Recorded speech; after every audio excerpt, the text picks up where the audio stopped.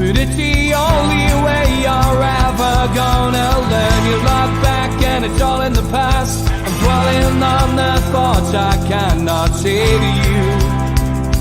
If I don't say the words, then maybe it's not true. And it feels alright when they come and say to you.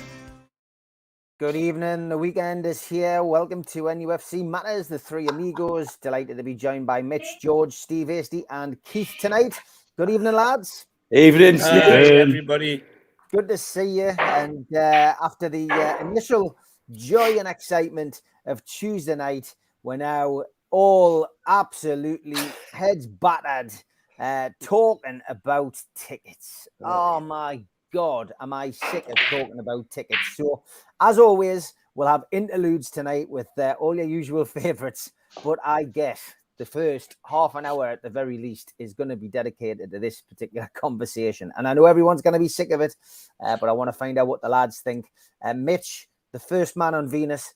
Looking forward to seeing you when you're up there, mate. I won't be far behind you. But yeah, look, the announcement was always going to cause a lot of debate. It was always going to cause some fallout. I saw it early. Obviously, I read it out on the show on Thursday morning. It was leaked by somebody, I presume at the trust, to somebody who they trusted, and it came to me. So I read it out on the show, and I was reading it out, and I couldn't believe how long it was at first. It was just on and on and on, and I'm reading through it and trying to work it out then was impossible. So then sitting down after I'd done the show with Supermatt and Gibbo yesterday, I sat for an hour trying to work out what on earth it meant. The gist of it means, for me, someone who's got enough points and has been to enough Carabao Cup games, it means I can get in touch on Monday and essentially get my cup final ticket. Great news. But it means that my dad and my brother, who don't go to away games but have been to the Carabao Cup games and don't have any loyalty points, now have to wait until not the second attempt, but the third attempt to get tickets. Now, again, great, because they'll probably get tickets. You would imagine anyone up to level 3 will probably get their tickets. However, the downside is I can't sit with my dad and my brother, who I go to the match with week in, week out, because I will be booking mine on Monday and they will probably be booking theirs on Wednesday. So there's no system to sit together unless I decide that I am not going to go for my ticket on Monday and I'm going to wait until Wednesday. And then I go and book all 3 tickets together. But then, what happens if... We don't know for certain how many people days 1 and 2 will be accommodating. What happens if I get to day 3, I queue up, I get booted out of the queue, and I end up at the back of the queue, which, let's face it, day 3 could be where it starts to get dodgy. And then suddenly all 3 of us find we don't get any tickets. I mean, I know there's no simple solution to this, but I've got to be honest, I'm sure it wasn't like this 24 years ago. I'm sure it was season ticket holders first and foremost, and then everybody else was the aftermath. But it seems to me that they've taken advice off the supporters' trust and guidance of the supporters trust. I can't exactly remember how they worded it, but I just think it feels to me as if certain people have been looking after themselves within the organisation, and that's the way it feels. I mean, oh well, such and such has been the Carabao. Yeah. Okay, right. Okay, yeah. We'll do that. We'll put that forward, and the club have gone for it. The club are going to have 33,000 people there regardless, but there's just not a fair way of doing it. I've got to be thankful I can get a ticket, but I'm in a dilemma now, and I don't know what you think, Mitch. What's your views? I'll tell you what I think, and it's very, very simple. Everybody's looking for points of difference. And if you look at what Man United are doing, they're doing something similar, but they've got more season ticket holders than we do. So they need a lot more levels of points of difference. With the amount of season ticket holders we have and the amount of tickets we're getting, everybody in the first 3 categories should be okay. Should. Why have we introduced a system that creates a lot more angst than is necessary? And it's because the club are trying to be all things to all people once again. And when they do that, they fall between stools. In the past, it was very, very simple. A season ticket, you held a season ticket, it got you at the front of the queue for everything, full stop. And then we've got this membership scheme, which would give a second point of difference. So the most simple way to do it would be season ticket holders first, membership holders second, everybody else after that. Now that'll still piss some people off. But we've got this weird situation. We've got a weird situation where the club allows people who had season tickets to drop in memberships and keep their points for away games, which was a nonsense. But equally, because the club was a rudderless ship at the time, the ticket office were just doing what they thought was best to keep people happy. But it means we've got people who fall into different categories, who feel a level of entitlement that perhaps it should be made a lot more simpler. Season tickets, membership, everybody else, done. Alas, that's how it should be, in my opinion. It's simple, everybody understands it. There'll be people with season tickets who'll be thinking, hang on, I've kept my season ticket all the way through the Ashley years. And I've gone on and on and on, and now I'm in tier 3. What's fair about that?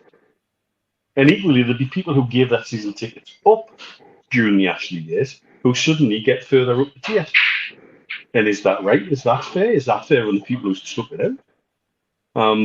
I think they genuinely think what they're trying to be is all things to all people. And as a result, it's become a little bit of a mess. We shouldn't need calculus to work out whether you're going to get a ticket. You shouldn't need some complicated system that says, I can apply now, but I'm not necessarily going to get, me family members aren't necessarily going to get a ticket. And even if we do get tickets, we're not going to be sat together. There is a system to sit together, but the system involves you dropping down a category and taking the chance that you're not going to get a ticket, which is ridiculous. The club haven't got much wrong since the change of ownership, but I think this is. I think it's a fudge. Like you, I wonder where some of the guidance of that has come from and what the motivation behind that guidance is. But I think that's a different conversation for another day. I think they're trying to keep many, many people happy, which I totally understand. But equally, it shows the folly of decisions made during historical times that now come forward and bite you on the arse when something big happens. I think also, though, we're probably about 2 to 3 years ahead of schedule.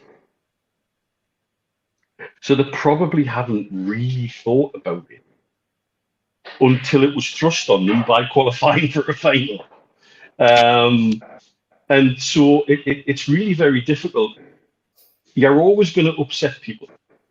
You're always going to have people who are not happy about how the allocation works, who miss out or who feel they may miss out, and they feel it's not fair. With the amount of season ticket holders we have and with the attendance that we have, we shouldn't need multiple points of difference to decide who gets tickets and who doesn't. I do actually think in the end of the day, it's probably not really going to make that much difference. But what it has done, it's caused unwarranted angst. It's caused those little factions in the fan base, and we do have factions within the fan base who sometimes act like they're a little bit more entitled than they should be, in my opinion. It's caused all of that, and it's really unnecessary. We're going well. There's a good feeling around the place. Why introduce something that's going to set fan against fan? Because we've proved over the last God knows how many years that's one of the best things we're at, is turning on each other.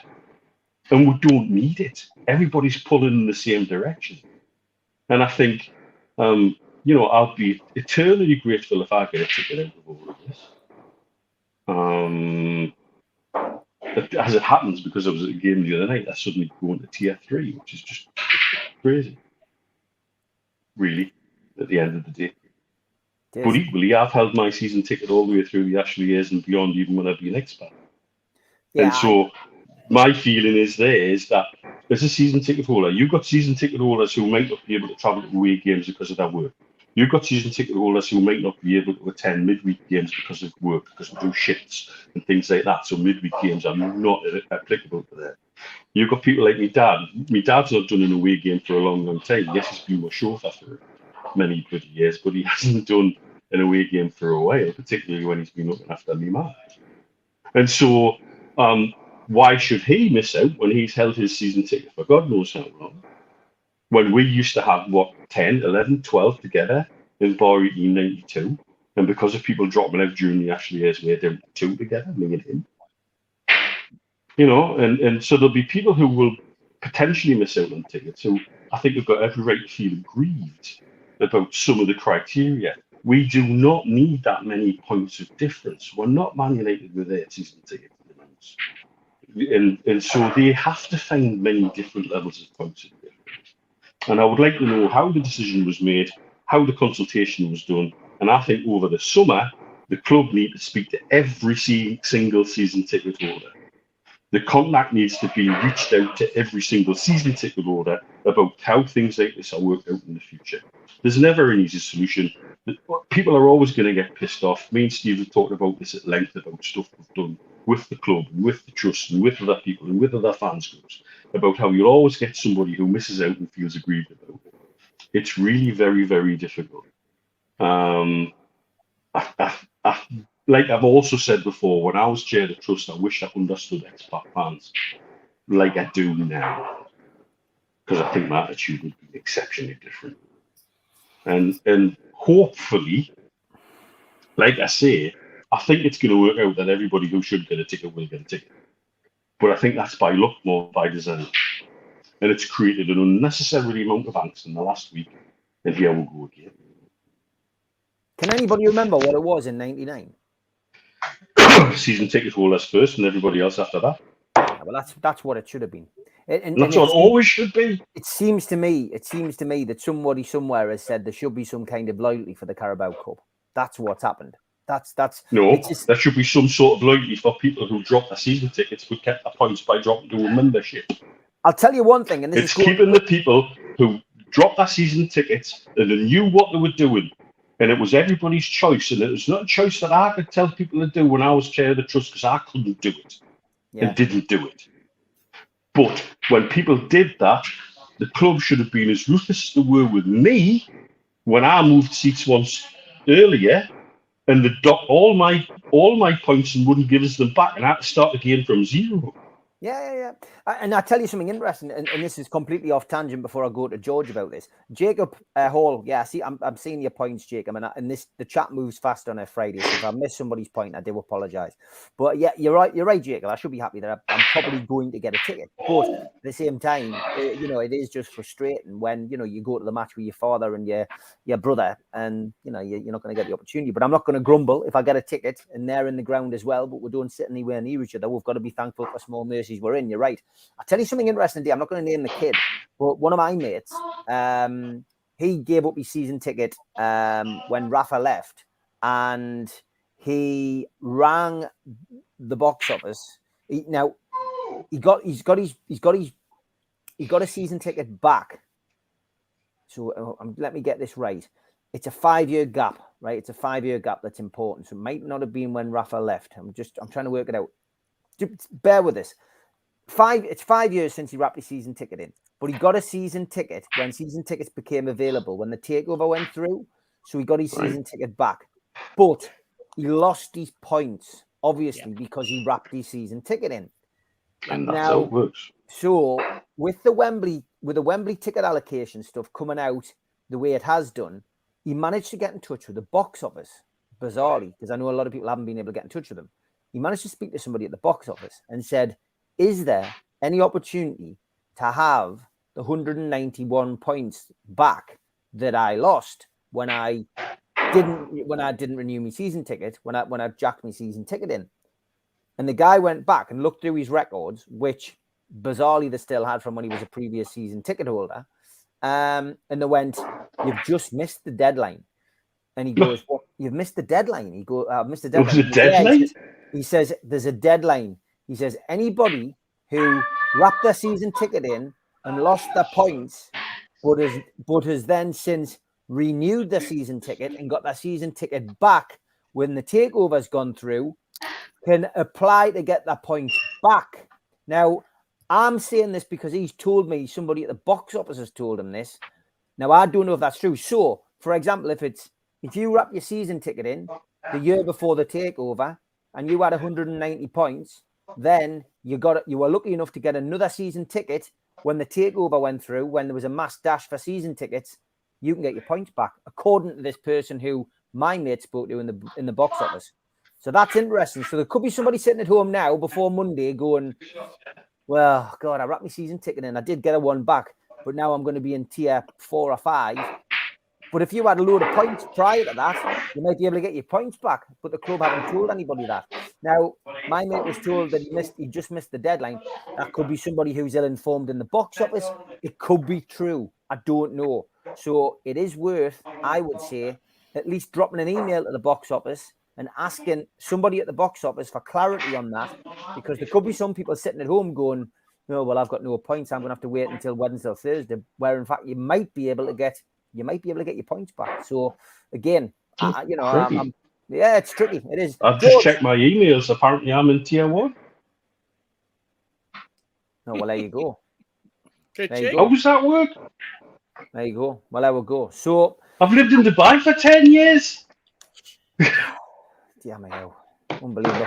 George, over to you, yes. mate. What's your thoughts, mate?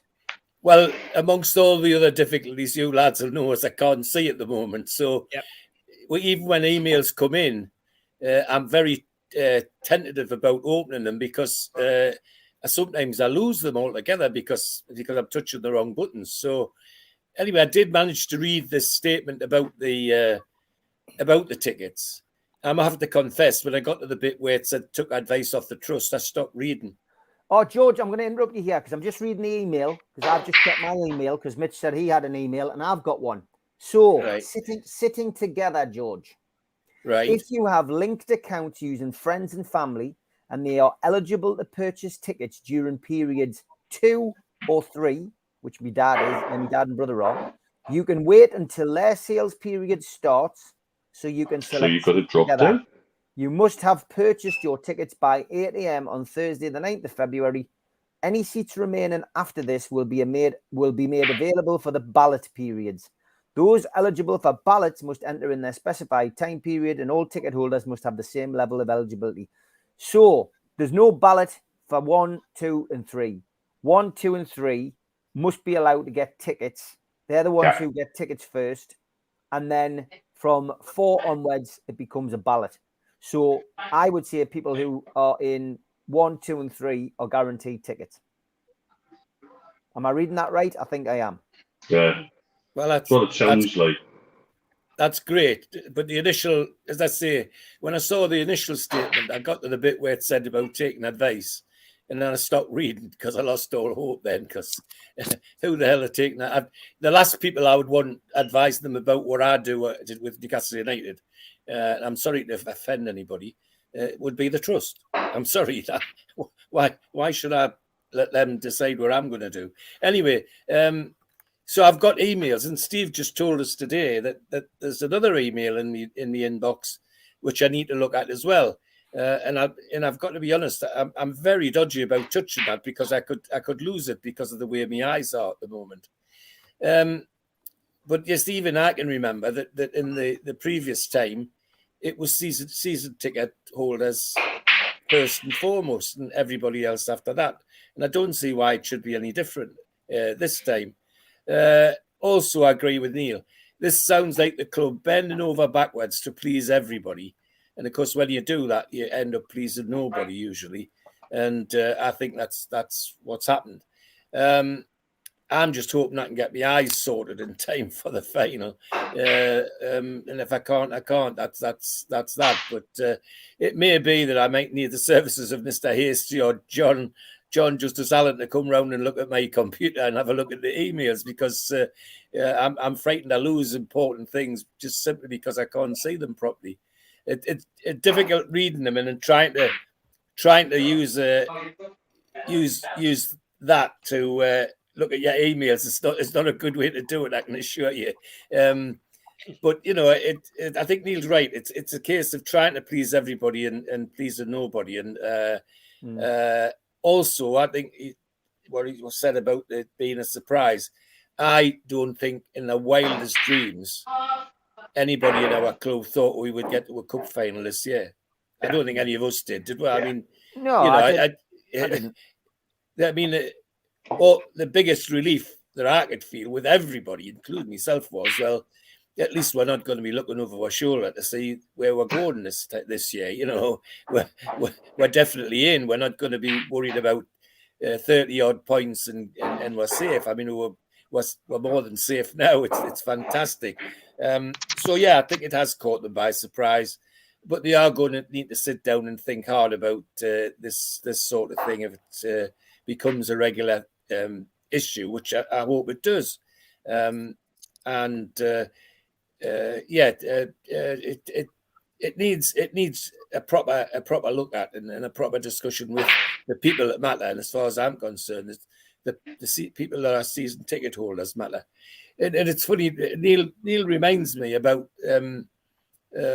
our group that used to go. He's right. There were 10 of us used to go at the beginning of the Ashley era, and one by one, people got fed up with Ashley and decided they wouldn't come back till he was gone. The interesting thing is that though the revenue that Newcastle lost because of that was tremendous, just off our little group. There were 10 of us. We used to go in as soon as the doors opened and buy it in '92, have our lunch, watch what was left of the early match on the telly, then go and watch our match. The lads would have a pint at half time, etc. And then we'd go back in after the match, have our tea and watch the afternoon match finishing off in Bayet in '92 until I threw out. And then I used to get the car, drive everybody home because I was the only one that wasn't drinking. But I reckon that we used to spend hundreds in those afternoons in Newcastle United. And thanks to Mr. Ashley, all of that went out the window. You know, it's just hopeless. So I hope that people that want to go get the chance to go, and for future occasions, the club has a sense to sit down and have a sensible conversation with season ticket holders and fans that matter, as far as I'm concerned. Jordan says Liverpool's criteria for their cup finals is season ticket and members based on number of cup tickets bought in the season. I think you're always going to find different clubs go down different routes. Teams like Liverpool, Manchester United, Chelsea, Manchester City have all got recent experience. So I guess their supporters now are probably set in their ways. And I guess, as George rightly says, we none of us probably expected to get to a cup final this year. Everybody, including the clubs, probably being caught off guard. They're always going to upset some people, and I guess the trick now is, sticking to a system. Steve Hasty. Sorry, Steve. Can I just finish off? I had somebody knock at my door this morning at about 10 o'clock saying, "Any chance of you getting us a ticket?" I believe you me, George. I've had a few requests. Yeah. And then he started to tell me that he tried to buy a corporate space at Wembley. And if he'd bought it a few weeks ago, he could have got it for 700 quid. But now it's about £2,500. What he reckons is at the Manchester United end, you can still buy them for about 600 quid. Yeah, because there's more demand with Newcastle fans. Yeah, Newcastle fans have. Yeah. Steve? Sorry. Been a bone of contention this for years, hasn't it? I mean, if you go back to 74 and 76, you had the little vouchers that you cut out the corner of the programme and you stuck them on a sheet. And that was for every home game. So as long as you went to a home game and you could prove it, because there was only season tickets anyway. So you used to buy a programme which was like 10 pence and you had a little voucher and you stuck it on a board. And then when you went to the ticket office, you showed your little voucher book and that was it, or a sheet anyway. Like the lads say, 99, it was open to season ticket holders from my recollection anyway, and that was it. But things change, I suppose. Everything's done online. The strange thing about this one is that nobody knows how many season ticket holders there are in Newcastle United. Ross Gregory wrote an article in the Chronicle just yesterday about this very subject. Mystery surrounds the number of season ticket holders that Newcastle have. it's rumoured that according to him, it's around about the 33,000 mark. I heard it was 28 when I was at a meeting back in 2019, which was the last time the Fans Forum met, Christmas 2019, and said it was about 28,000. They then produced 1,000 new season tickets, if you remember, limited season. So that would put it up to 29,000. So that would, if those figures are correct, that would lead you to believe we're getting 33,000, of which, let's face it, some are going to be already siphoned off towards corporate. There's some going to be gone to the players, families, people who work at the club, etc., club employees, and then so that's going to leave you roughly about 28,000 out of the 33. I had a look. Newcastle have 5,000 corporate places in the attendance of 52,000. They have space on the ground for 3,200 away fans, and they have to sell a minimum of 3,000 tickets on a match day to the general public. That's the Premier League rules. So 5% of your attendance has to be made available to take away, which would indicate you could have potentially up to 41,000 season ticket holders. There are not 41,000 season ticket holders. You can tell that by everything from cup games to the way that there's a clamber for tickets when they go on general sale for a home game. So I would say what we're hearing at 28, 29,000 is probably about right. But the voting system, whether it's right or wrong, as you said earlier, Steve, have they been caught on the hoof, not expecting to get into a cup final? Are they trying to, as Mitch says, trying to please everyone? And you try to please everyone, you end up pleasing no one. That's the risk, there's always going to be somebody that's going to be upset. I just don't know enough about how the dialogue went on, who the dialogue was with, how many people were involved in the dialogue, how long the dialogue took, and what the lines that were drawn in the sand for to decide. For example, coming out with 3 or 4 games, and you go, well, is it 3 or is it 4? 3 or 4? That's like that's weird. I've never come across a situation like that. It's all weird. Yeah, they've introduced a number of really weird additional points of difference, which make a matter maybe if you've got like 40,000 season ticket holders. Yeah. But we don't. Take the Carabao Cup this season as an example.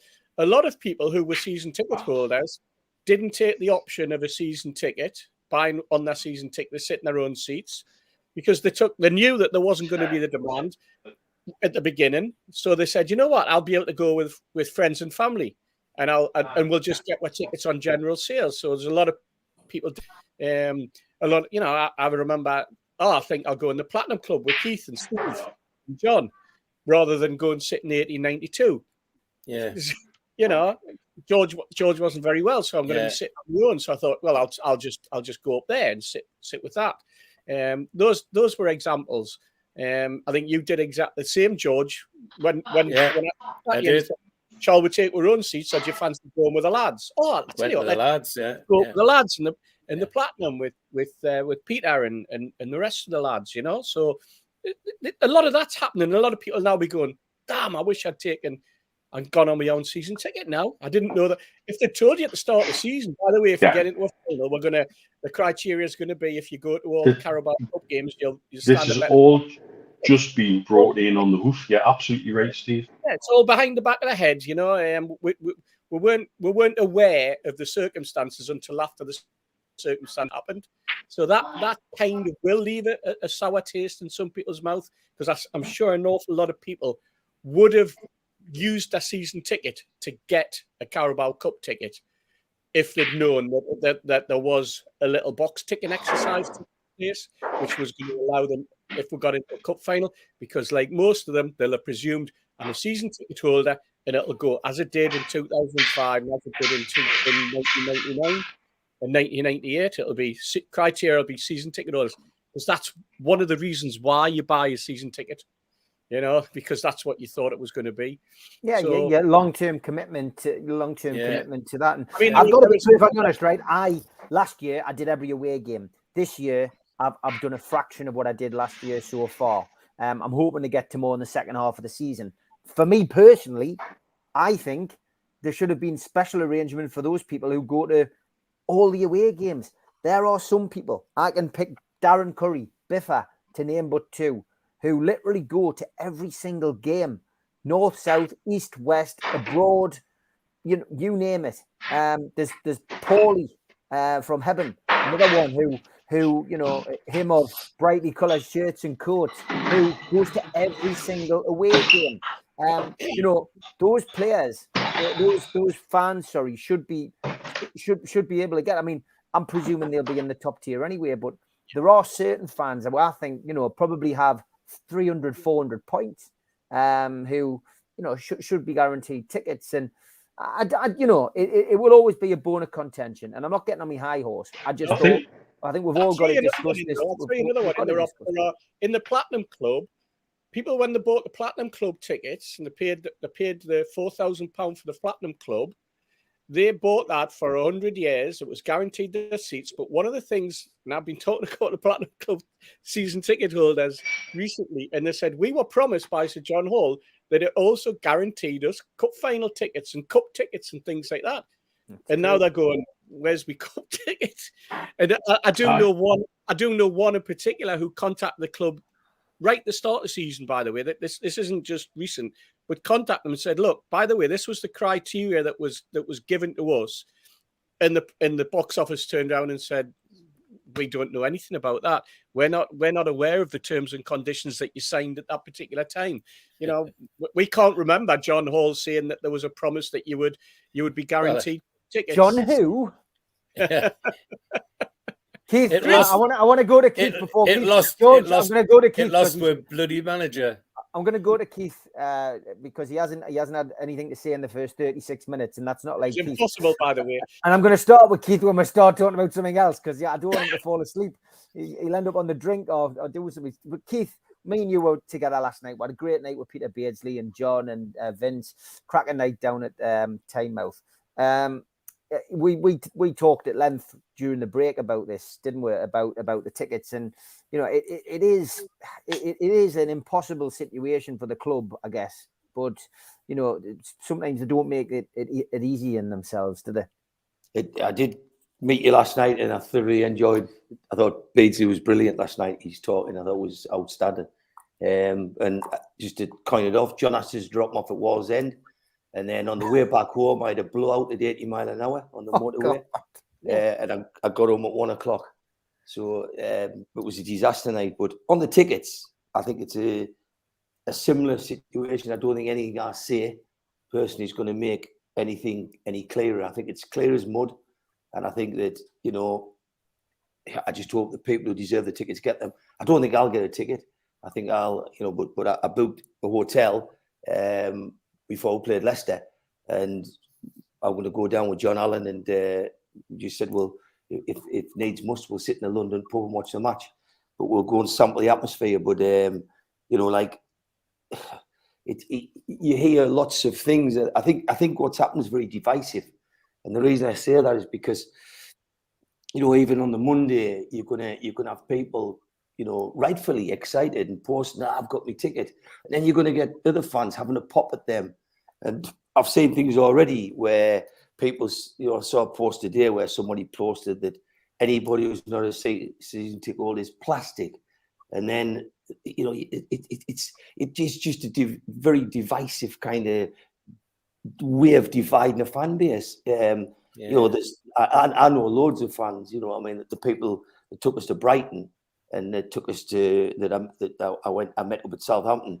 They got 500 plus points. They go to every game, and for people like that, it's a no-brainer. The Darren Currys of the world, you give them the tickets because, by God, they're as loyal as loyal can be. But when it comes to a final like this, there isn't 38,000 tickets as being suggested. More 27,000. Plus a few more that they did. And really, for me, I think everybody who has a season ticket should get a ticket. That's my belief.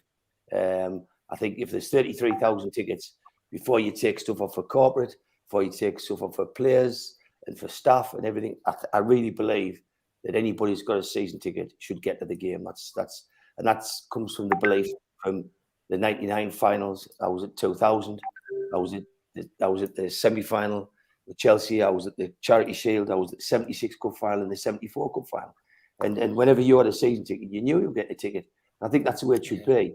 You know, like I've been to every cup game, and I've been to, you know, Arsenal, Tottenham, Brighton, Southampton, Man United.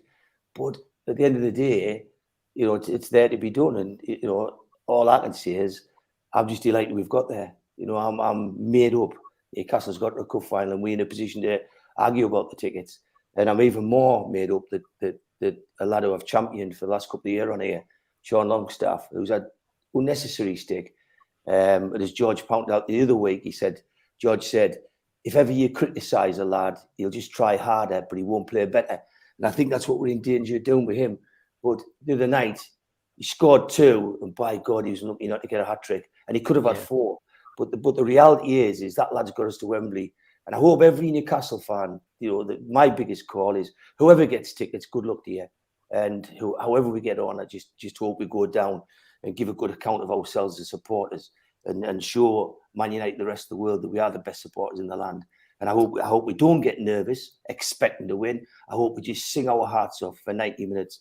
And I hope that people remember it was Sean Longstaff that carried the flag in the semi-final and got you to Wembley. That to me, it was like a final watching that kid who was bullied and pilloried by Steve Bruce coming back and you know, doing the hardest job in the world is to be a Newcastle lad and play for Newcastle when things go wrong. And that's probably how we've got Anthony Gordon at Newcastle now. But tickets, talk all day. We're not going to change the rules, or we're not going to change the choice of who influences the rules, which some of you have touched on others. So I just tend to let it go straight over my head and think, you know, shit happens, shit sticks, crack on, because tomorrow, next week, there's going to be a lot of disappointed people. And I think if you go in with full expectancy of getting out, which is where I am, I think you can just smile and look forward to your team win at Wembley, you know, regardless of when you get ticket or not. Great stuff. Well, I think we've all made our points on that subject matter. We're going to lighten the mood a little bit with Tweet of the Week.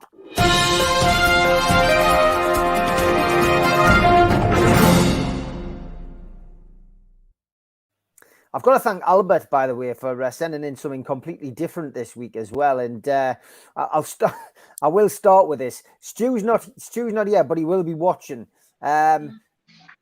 What he's done is he's superimposed. He's superimposed Stu's head on some celebrities. So what we've got to do is we've got to guess the celebrity. So who's Rod the celebrity? Stewart. Rod Stewart. Yeah, Rod Stewart. That's correct. This one. That's him off. That's him off. That's the committee. Sir Patrick Stewart. Patrick Stewart. Yeah, the guy off Star Trek. Is it? Isn't it? Yeah, that's him. It Is is, I think It's more like Lee Charnley. it's Well, definitely I thought it was the chef at first. Patrick Stewart. I think it is. You can tell by the head. Yeah, Patrick Stewart. Yeah. Yep, Sir Patrick Stewart. And this one looks like Steve Stuart Easton, Broad. the cricketer. Cricketer. That's right. Correct. They're all Stewarts of some description. Oh my God. Very, very good. Very good. I love it. Man. I love it. Okay, but now to the actual tweets. And this one has been doing the rounds on WhatsApp. Fantastic. Yeah, I can imagine that. That was Sean Davis Basket case of club at the minute. after the transfer window. That. This one from Jimmy says, if anyone gets a message from me about canned meat, don't open it. It's spam. Oh, very good. Oh dear. Very good. Oh dear.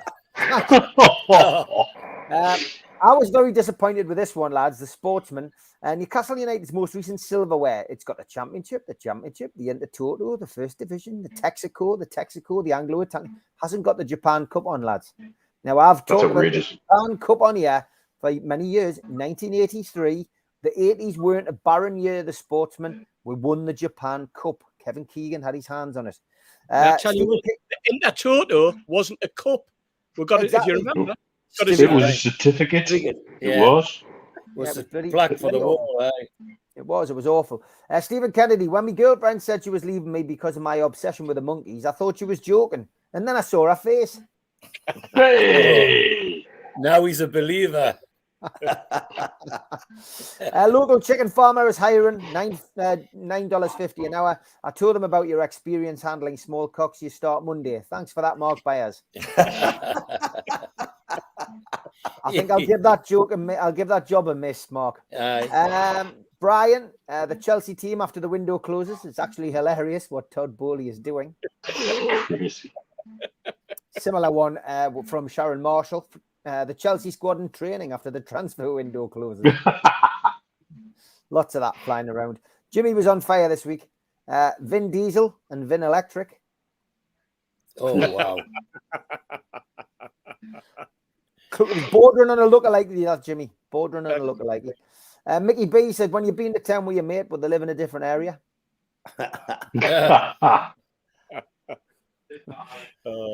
This was shared by many, many people. Everton's calendar for February this year, Anthony Gordon. Yeah. That must hurt. Definitely. Few calendars. That used to be us. That used to be us every time under Ashley. It did. Paul Foster, literally Anthony Gordon all over my Twitter. Now he's popping up on Paw Patrol. Well done, Paul. And this one was classic. Genuine question for Newcastle fans. How does it feel to sell your entire soul for some sort of success, regardless of basic human rights and treating fellow humans with any decency? So that people trolled through her Twitter and found one of her tweets. Support Adam Johnson 100%. The old moral dilemma.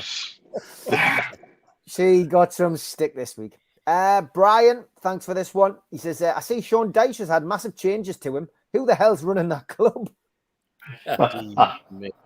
Frank Lampard there, obviously, not Sean Dyche, the former manager. And Beyonce is coming to Sunderland. Glennie Roger thinks that that's a decent signing. Yeah, very good. I think she'll take an extra time, mate. Similar vein. Yeah, well, that's it. Michael Hood says it'll be tight, but I think she'll win 3-1. And he's creeping up again there. Ruined football shirts. Oh, no. And there's a Sunderland guy with Adam Johnson 69 on the back of his shirt. Christ. And Mark Duffy, 8-year-old me waiting for me father to whip a plaster off me knee. That's true. David Pick sent this one up. Chelsea have spent more in 2 transfer windows than our owners did to buy the club and fund the transfers we've done in the last 3 windows combined. I think you're doing pretty good, Goodusey and Jamie Rubin. Paddy Power, somewhere Kevin Keegan is watching this football with a tear in his eye. Nice. They're on fire, aren't they? And 90s football, give them a follow if you're from our age group. It's always good to see this kind of thing. He says, how we got transfer gossip in the latest stores in the 90s. Brilliant, that. And somebody also shared, as always happens when anybody shares a CFAX page, somebody then shared Bamboozle, which is the quiz that used to be up there on Channel 4. Absolutely brilliant. Many wasted afternoon doing that. G. Perlo, Don Hutchinson suddenly declaring he's a massive mag, as shameless as it gets. He's a fake Scottish Mackem. Celebrated against us in England like he'd won the European Champions League and World Cup double. I have noticed my timeline getting full of Don talking about Newcastle. This one from Ian Hull. Mexican word of the day is Nutella. My wife said she no listen, so I Nutella nothing. Oh, God. Oh, dear me. And NUFC Twitter, enjoying newfound unity, civil war over Gordon. Thanks for that, Ginger Plums. And this one, when you can't let the cat out because he might invade Poland. Oh, right. Oh, dear. Oh, very good. Fessel played FIFA with my 12-year-old son. He beat me 12-1. I was fuming. So for the last few weeks, I've been secretly practicing after he's gone to bed. just had a rematch, lost 14-0. And coming up to the last few, Lee Johnson says, if you're like me when Bruno got sent off and you have James Ward-Prowse standing over the ball 25 yards out with about 15 minutes left thinking he'll score and they'll end up winning 3-4, how many thought that? Lee Watson said, we could be 5-0 up with a minute to go in the cup final. I still think we'll get beat 6-5. Yeah, Stockholm Syndrome still hovering around Newcastle. The winner for me this week was this one. Stephen Petty. Thanks to whomever designed the icons for Audible and Hive. Twice I went to put the heating on and ended up listening to a book instead. Excellent stuff. Thanks to Zara, as usual, for her selection as well. But if you've got any tweets, send them to me and the lads, and we'll get them on next week.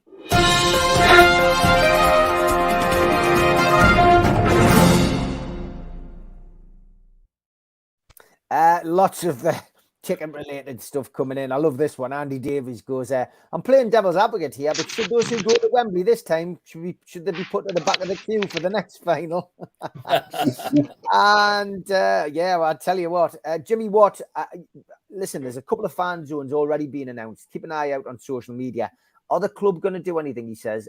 Could St. James's not have some big screens on for fans who can't get a ticket or can't go down but still want the atmosphere?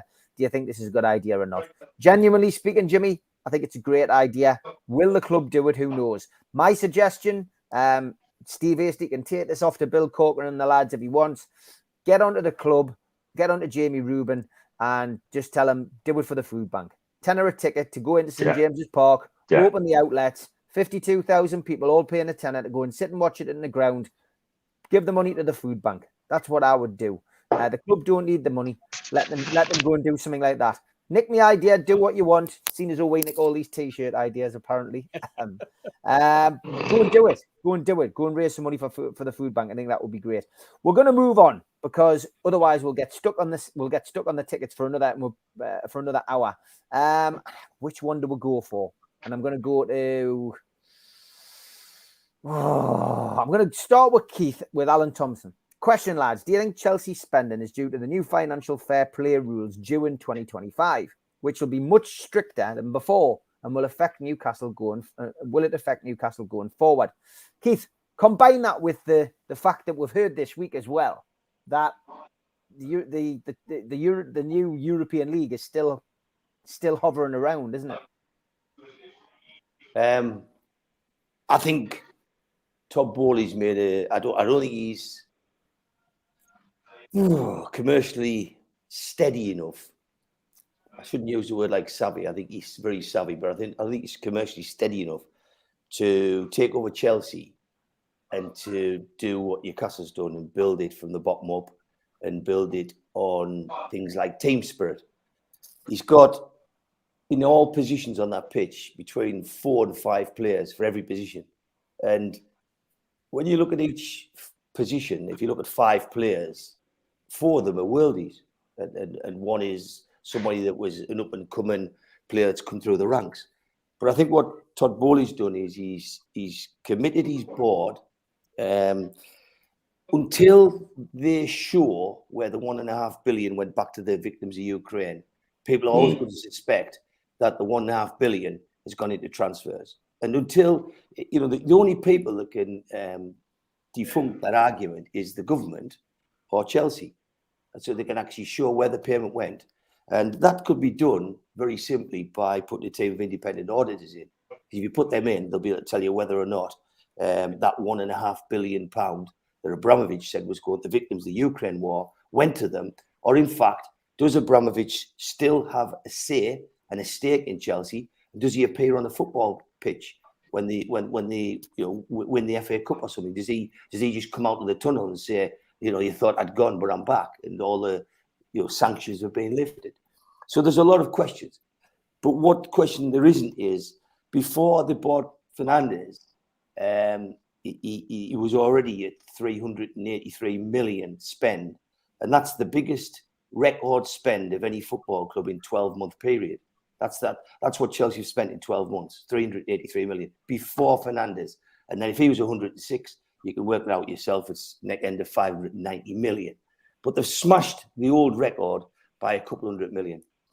What that means is Chelsea will definitely get penalised on the FFP. And the way it works, Steve basically could tell you the numbers, you're going to get approximately a £6 million fine. And at most, it's going to be 20 million. So it is petty cash. It's absolutely pocket change to what they're doing. They'll have lost more money than that on the Felix deal. Yeah. So what will happen is they're going to get fined. And what he's done, he's got his board to commit. Look, we're going to get fined. So let's get all the players in we need to get in before. Because once they get fined, they won't be able to go and do these deals again. They did pull a stunt and before everybody else, they saw a hole in the legislation which allowed them to go and buy somebody and put the amortization, which is what me and you call write-off, to write the player down over 8 years. So they did with Mudryk. They said instead of writing the player down typically over 5 years, we're going to write it down over 8. The next plan, we're told, is they're going to do one over 10 years. They'll get a young kid in, a young Brazilian, supposing 19-year-old, write it down over 10 years, and he's still got good football, number 29. But UEFA and others have challenged to stop that. And now there's an argument as whether legally they can stop you or not. But they are getting fined, but we're going to be massively disappointed at the level of the fines.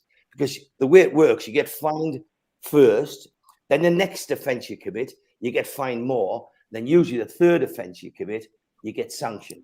But we know they've already been in sanctions previously, so I don't think they're bothered. I think their reckoning is, right, we're going to spend all that, we're going to take the rap on the knuckles, and we'll top it up, we'll be a bit more sensible, we'll sell a couple of them that didn't work out, and we'll balance that, and then we'll go with the team there. They're gambling on two things. One, the team and squad they've got now is capable of winning the Premiership, and secondly, it's capable of playing the Champions League every year. It's going to be top 3, not 4. It's going to be instantly qualifying. It's going to give them a guaranteed circa earnings of 100 million a year. Without that, the figures don't stack up. So without that 100 million, their figures don't work. So what's Chelsea doing? They're laughing at every one of us and say, look, we know we're getting fined, but by God, we're going to make the most of it. Then secondly, they, along with people like Milan and Madrid, Real Madrid, Barcelona, they know that the talks for the ESL hasn't died, and they're a footballing cartel. We've got one in England. We had what was the Big Six, which is crumbling on its own merits at the minute. But those people know exactly what they're doing. They know why they stopped Newcastle takeover, and in fairness, they delayed the Newcastle takeover by nearly 2 years. So we can't knock them. We've got to respect the fact that they were damn good at nearly stopping our takeover. You'll never ever get closer to a takeover not happening. But now Chelsea are smashing FFP as best they can. That's tactic 1. Keeping the talks going on ESL, tactic 2, and gambling in the casino, putting all the chips on one number, that this squad is good enough to win the title and play in the Champions League every year. For me, they won't play in the Champions League this year. Not a hope in hell. I'll get a curly fringe before they play in the Champions League this year. So that's what they're doing. It's not difficult to read into. It's there for everyone to see. They gambled that and maybe they are. Maybe Felix and Mudryk and Fernandes and all those. Maybe that is good enough to beat Man City and Arsenal next season. But that's what I was saying about this year, and that's why I'm a bit disappointed that we haven't got a defensive midfield player in there. Is that we'll never get a better chance to jump, never mind win the cup, to jump in the top 4 and to be getting that 100 million and to get all those players who only want to join clubs in Champions League. We'll never get a better chance this year because you'll never say anything. Next 5 years, Liverpool and Chelsea will not be 9th and 10th in the league again. That's what we'll begin. Next year, they'll be harder than this year, no matter who you are. Steve? They've gambled on winning the Champions League this season. I think. Yes. I think that's the gamble I think that's the one that they've thrown. That's the dice that they're throwing. They've looked at Madrid and know that Madrid are not as strong as they were last season. They've looked at Man City and they know that they're not as strong. They've got a good draw against Dortmund, who are not very strong. Bayern Munich aren't pulling up trees at the moment, and they've gone out and they've bought 3 players. They actually only had 24 registered for the Champions League anyway, so they had a spare slot. Aubameyang's been thrown out, so he's not going to be in that Champions League squad. But they've brought in Felix and they've brought in Mudryk and they've brought in Fernandes. So for me, that's the gamble. Get the 3 in, go for the Champions League, because if they win the Champions League, they're in it next season. Because it looked as though they weren't going to make the Champions League by making the top 4 in the Premiership. So I think that's the one he's thrown. That's the dice now. And that's a challenge he's put out to Potter. There's the big problem. How does Potter handle this squad? What does he do? This is that big concern. I think they will concentrate on the Champions League. I think the second best will be if they can get into the top 6. And hey, they may have a run and they may break into the top 4, but they've only won 2-11 in the league this season. The last 11 games, they've only picked up two wins in the last 11 possible games that they've had. So they're not in a very good run of form. They play Fulham tonight at 7:30, 8 o'clock, whatever it is. Fulham turned them over just a couple of weeks ago when we came back after the break, because that was one of the fixtures. So I just find it all mysterious the way that they've gone on. I mean, it's how they blend the squad. They've got 39 top class players. I don't understand how they can squeeze 39 into 25. There's obviously some jiggery pokery been going on there as well. Who's still registered as a local player, who's registered as a youngster, who doesn't fit the criteria for a standard 25, but they're still going on. I haven't even seen the list of who that 25-man squad really is, and how it works. And this is the corruptness. This is the ridiculous nature of the way the league goes. And then you talk about amortization and how you can buy a player for 80 million. Because let's face it, the majority of fans, you look at the top level, they said they've spent 80 million on this, they've spent 70 million on him, they've spent 105 million on that. And then you go, yeah, but actually, because of amortization, they've actually spent 10 million on one, they've spent 12 million on another, because the way that the figure for the break even and the figure for the cut-off for FFP works. So the FP system has been frigged in the favour of the top 6, the ones that are making the big money. And people say, how can they afford it? Well, they've gone out and they've done deals where they're not paying the full amount for the player, they're getting them on the drip. But you've got to remember, they brought in 160 million when they won the Champions League. They brought in 80 million last season for their position in the Champions League. And this season, they're guaranteed at least 81 million for getting into the quarterfinals of the Champions League. So that's where the money's come from. That's what Newcastle United are missing out on. That's why when we get into Champions League, we can start playing. They lost an awful lot of sponsors, but you can guarantee those sponsors will be straight back in an abundance. The only reason that they lost sponsors is because they all bottled it, because they thought that the whole club was going down the pan. But again, I'm very wary of the whole situation at Chelsea, and I think that something does stink. I'm not sure what the stink is, but I can smell something, and it doesn't smell very nice around Chelsea at the moment, and the way that the situation goes financially, the takeover, the way it's happened, and then what's happened subsequently, and the freewheeling that's going on with the financial position of the club. But as I say, Keith hit the nail on the head. The delayed hours, theirs rolled through, and then we're in a situation where those guys, everybody at the top end in the top 6, the so-called big top 6, got the house in order by the agreeing this ridiculous situation of financial fair play that only suits them, doesn't really suit anyone else, puts everyone else behind the black ball, and they're well in front. George, what's your take on Chelsea's £600 million spend? It's mystifying how they can do it and easily get away with it. It's just appalling. And here the lads are explaining it just makes it worse.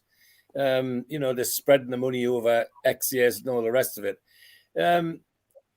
My take on really is that while they're getting away with this now, all of these things could fall like a pack of cards if just one goes wrong. And remember, all of these so-called stars, they're only human. And there's injuries and all this sort of thing. And suddenly people that they thought were going to win them things, they're paying them high wages for sitting on the backside or sitting in the treatment room. And that'll all come back to bite them. The other one is, Keith raises it, and everybody else seems to forget this. This is the money for Ukraine. This isn't just a football issue. This is a matter that ordinary people should be writing to their MPs about and saying, hey, we saw that happen and we expect that money to go to Ukraine. Why isn't it happening? And certainly, as soon as I've got the opportunity and get my eyes back, I'll certainly be writing to my MP and other MPs that I know to say, hey, what about this money for Ukraine? Because our former Prime Minister made such a big deal of all of that when he claimed he didn't get involved in our takeover, and yet behind the scenes it looked like they were up to their necks in it. Having had the big six in at 10 Downing Street and say to them, yes, we'll support the European Super League. And then a week later, he was saying, oh, no, that's a cartel. That's a cartel. No, that needs sorted out. And when that's sorted out, lots of other things might tumble down at Chelsea as well. But I think that it'll only take one issue like that or something else, and Chelsea become crashing down like a pack of cards. Oh, and the last thing is, I don't know if it was right or wrong, but there was a story saying that they actually blocked a loan deal with Conor Gallagher to us because they're so worried about our position. Yeah. Well, I'm bloody glad about that. Good. I'm glad they're wetting themselves because of Newcastle United. That does make me feel good. But they should be thinking about other things because I think it'll catch them up eventually. I haven't done Eddie Howe's press conference review because I've been out today. I haven't had time, but I will do it tomorrow because I don't have any panelists on tomorrow. So I'm going to do a live show in the morning, Eddie Howe's press conference. I'm going to go and look at that in depth and have a chat with the people in the chat tomorrow. But Eddie Howe did mention that today, that and it's the first time I've heard him confirm that Chelsea in particular wouldn't do business with Newcastle. Found that really interesting. So Neil, but admittance now from Eddie Howe, very rare that he lets his guard down in press conferences, but he did allow that to come out today, which doesn't surprise us one little bit. They're terrified. This is Todd Bowley sticking everything on red and hoping it works. Exactly. His actions during this transfer window, and I spoke to Rob about this tonight, and it is a very straightforward Chelsea fan. He was getting excited about all the signings they're making, and I've now just enough doubt to him that his nips is a little bit twitchy, I think. So let's see. But what they've done is they've nudged at least 50 million into the next 6 transfer windows with amortising the contract. That's a gamble. They need the income stream. Does he believe there's a Super League coming, so all this is going to be relevant in 2 years? Perhaps. He's maybe showed his destination from there. He certainly, I still think they agree with Steve. I think their gamble this season is they feel they need to win the Champions League. I think that they're far enough behind in the league that Champions League qualification is going to be problematic for them. So the only way in is going to be winning that competition. So they've chucked their hat into that ring. Bold, as some people would say, if it was Newcastle United doing it, would be told we were ruining football, but that's another matter.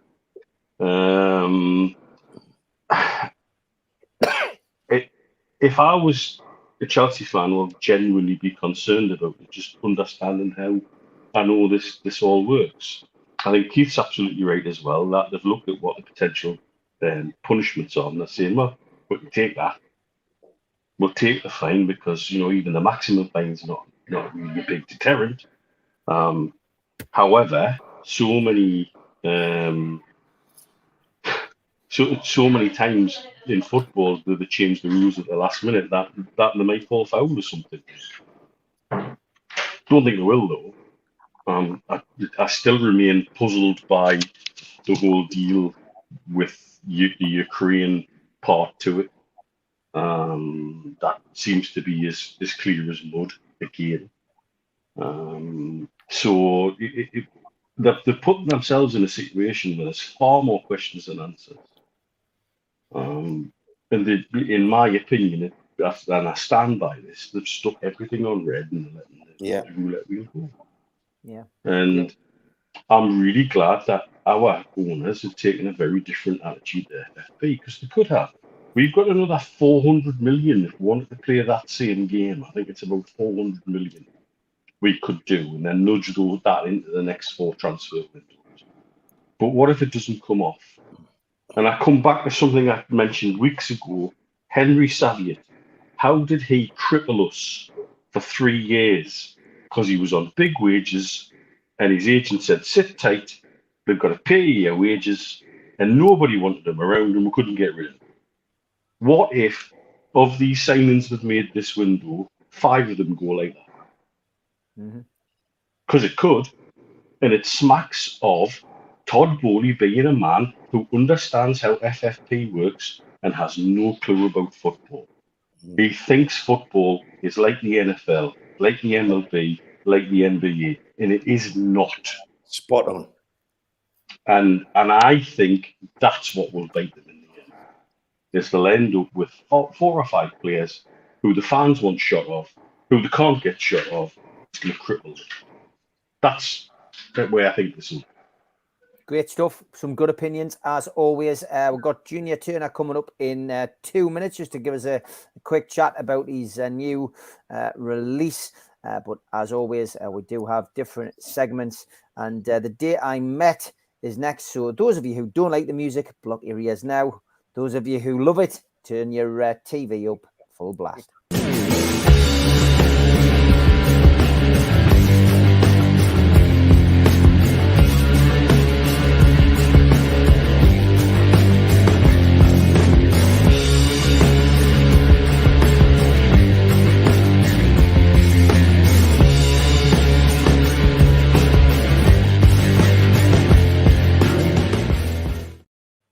The Day I Met, where we ask you to send in photographs of you meeting ex-Newcastle players, ex-managers, current players, current managers.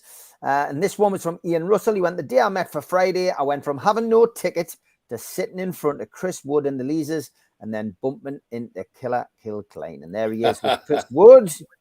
Good photo. And there's Killer. He's still looking mean and moody, but thank you for sending those photos in. If you've got any photos of you meeting former players, current players, owners, whatever, send them through to me at Steve Wraith on Twitter or send them over on Facebook and we will get them featured on the show.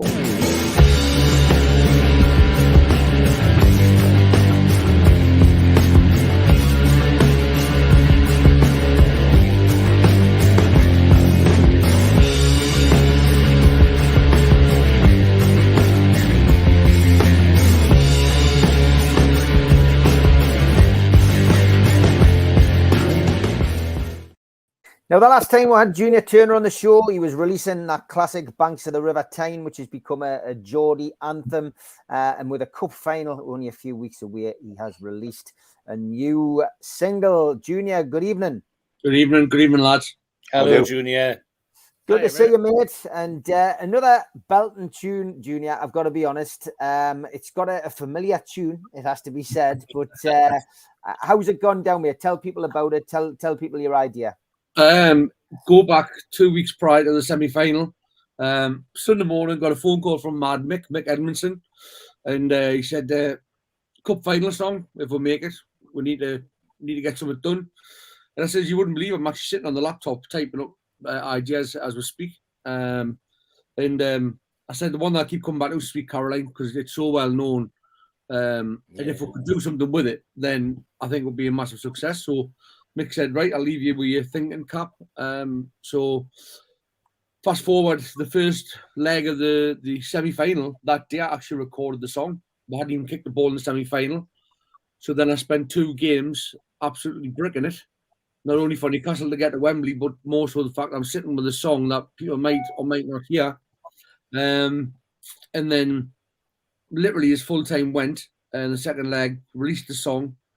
And here I am 72 hours later, I think it is, coming up, and it's had over 200,000 views now between all social media platforms. Wow.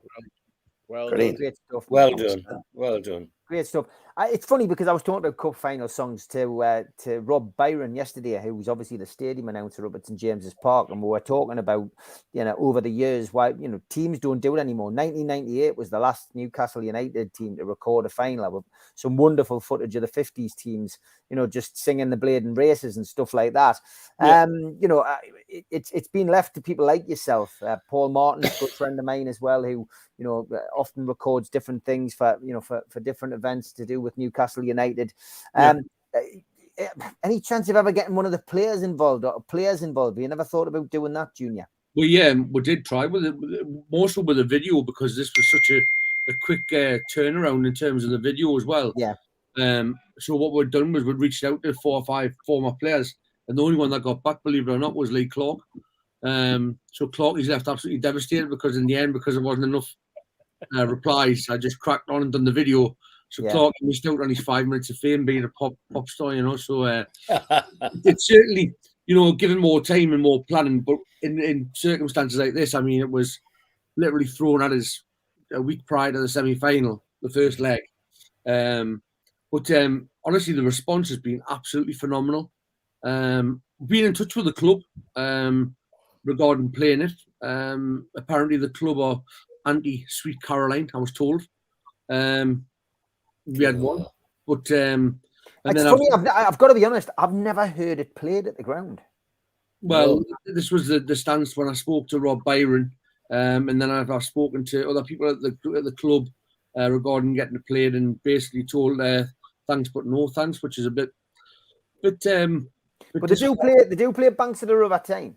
Yeah, of course. But I think you've got to think though. I think what's going on right now, and the cup final doesn't always happen every year. It's a very rare occasion, and I think the feel good factor and the city itself.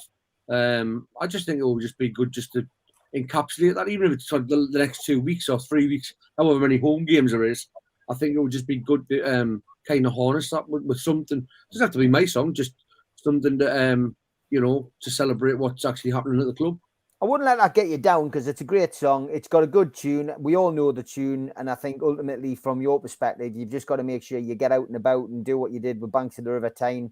Getting it out there. And, you know, you're more than welcome to come down to Dog and Parrot and do a live performance at some point, mate, in front of a packed house down there. And I'm sure Mick will get you up at Wonder Bar and, you know, just get out there and make sure that make sure you get it out there, mate. You know, the club, it's great to have the club support sometimes, but you know, sometimes for whatever reason they may not give support for some things and they give support for others. I mean, you know, the one good thing is you're not an Arsenal fan. You know, we know you're black and white through and through, Junior. Can I just say on that note though? Can I just say I've seen social media the last 24 hours and in defence, I don't know the lad, Shaq. You know, I don't either. I mean, he's done well, fair play to him, but he's had say, though, you know, irrespective of who he supports or what he's done, or I mean, at the end of the day, the kid's got a talent, and really, we should be getting behind that before we get behind who he supports. He's from the northeast. We've had it on this platform with Al-Walid. Al-Walid, you know, there was traces on Al-Walid's social media of him being a Manchester United fan. He got a lot of stick for it. You've got to own it. If you've left something on your social media where you supported a team in the past, I'm afraid you've got to own it. And that's it. I'll not name the guy. I know a fanzine editor who still edits one of the fanzines, albeit online now. And he was a Liverpool fan back in the day. When he was at school, he wasn't a Newcastle fan. We could go on and on and on, but ultimately, but for me, Junior, I'm a Junior Turner fan. I think you're a good singer. It was tongue in cheek about poor DJ Shaq, but you'll never get as much stick as me, the lad. No, I just think, like I say though, he's got a talent. He's one of our own. So social media is a very, as you know very well, very divisive. And it can be a dangerous place as well if once the Wolves come out, you know. So give the lad a little bit of slack because he's not you, but just the fans in general. He's still one of our own, and we should be behind him for his talent, certainly. Where can people download your song and get a hold of the song, and where can they watch the video? I'm going to give it a share on my social medias for you, Junior. Thank you very much. It's the video is obviously YouTube, it's on Twitter, it's everywhere to be seen. The song comes out, hopefully, because of the turnaround time. It's going to be out midnight tonight on Spotify and on Amazon and on Apple Music, however people source music these days. But accordingly, as of midnight, the power that be, it shall just magically appear. Go on, George. You're going to say something? Yeah, I'm puzzled as to this business about Sweet Caroline at St James's Park. Did they not watch the Women's European Championship and see how popular it was there? Did they not watch the boxing matches where it goes down every fight now? The crowd go mad for Sweet Caroline. Yeah. And I've got a personal issue which tracks into what me and Neil's been through this week. My brother-in-law will go to the crematorium with Sweet Caroline playing. I can tell you, that's how it fits in with him. So I can't understand the people that would block something just because they don't like the tune. I mean, it's just balmy to me. For me, I mean, it's my song. I'm not gonna sit and sound like a spoiled brat. That's far from it. I mean, it's more about, it's just encapsulating what's happening because it's such a rare thing, not just for the football team, but for the area. I mean, the whole area's had a lift with what's went on. But more so, the song itself, for me, it goes into places like the Wonder Bar with Mick Edmondson. Yeah. And Mick sent me the videos the other night, and like that's when you know if you've got a crap song in your hands. Believe you me, them people in Wonder Bar would certainly letting you know. And that was far from it. The response to it was like, wow. So I would love to see it, on a bigger scale and see exactly what the response would be. Yeah. Well, good best good of luck luck to you, with it, Junior. Junior. Good luck with the launch tonight. And as I say, we'll keep in touch. We'll try and get you down to our place to come and do a performance with it as well. But Junior Turner, as always, keep up the good work. Good Burnside lad. Yeah, Bye-bye. And from one superstar to another, you've heard of Return of the Mac. This is Return of Borough Mag. Go on, son. Hey, Joe. And we haven't had this music for a long time.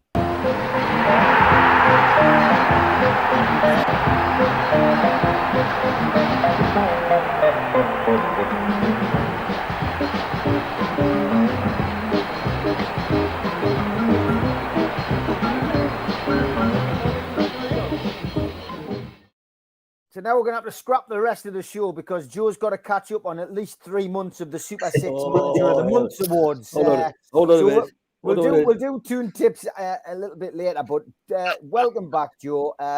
Thank you, Steve. He's the way to sleep. He looks like a Jawa of Star Wars. But yeah, Joe, give us the updates on the Super 6. What's been happening on there? Because I'm still locked out. Are we still using that excuse? I thought after all this time you'd say, do you know what? I'm just crap at it. Can I just say it's absolutely wonderful to be back, and it's a pleasure to be sharing the screen with Mr. Mitchell. I hope you're well, sir. Senior, nice to see you, mate. It was lovely seeing you tonight, mate. Great. The other fella can sod off eating all the chips, not leaving any for the kids. So Super 6, yeah. Interestingly, Steve, I've just thinking there. I thought I can't even remember the last time I was here. My sick note was longer than Chelsea's squad list in the end. So what I'm going to do is I'm going to mention the last 3 months worth of winners. So apparently, I'm going to start with, there was something funny must have happened in November because there was a fella called Patterson, something or other won it. But I heard in dispatches that what he said was he was going to treble his winnings and put it in the food bank bucket. So whoever this Patterson is, I really appreciate that. December's winner was Chris Middleton, so well done, Chris. And January, so the league that's just finished, the winner was Paul Williams, so well done, Paul. So you guys at the end of the season, John Allen will be in touch and we'll sort your winnings out. At the top of the league, Jack Railton is now 9 points clear, so well done, Jack. And Nigel Lax is second, hot on his tail. So yeah, hopefully that's the Super 6 update. And I'm still rubbish at it, so never mind. Fantastic. Well, welcome back. Good to see you, mate. Thank you. And as always on this show, we like to make Keith Patterson laugh.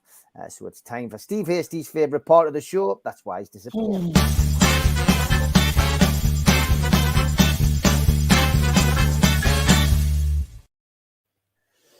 And straight up from Alan McKenzie says, is this Steve Hasty off to St James's Park dressed for the match, forgetting his scarf? It looks a little bit like him, actually. Oh, you are awful. This one looked like Hasty's been shoveling shit, says Albert. He's waiting in anticipation. There we go. Now, have you seen the tails on that one, Keith? That's brilliant, isn't it? Keith next to his lass's drawers on a Friday night, of all things. Andrew Harbert says, here's Brian May trying to be in the Steve Hasty club. Rita always apologizes. She went this one for Hasty. Says sorry and then goes just 4. Aye. And shoves all the chips into the middle of the table. Sorry. This one from Al Beatty. He says, this is going to be a winner. He says, Steve Hasty there. Steve Hasty being compared to Gnomes now. Oh, yeah. Hello, mate. I had a new friend follower. I thought it was Steve Hasty's new account. No, you didn't. No, you didn't. But this one from Andrew Harbert. He says, just see Steve Hasty starring in the new Sky Mobile advert. Looks so good supporting the cast. They've all got the Hasty look. No, you didn't, Andrew. No, you didn't. This one from Jacob. He says,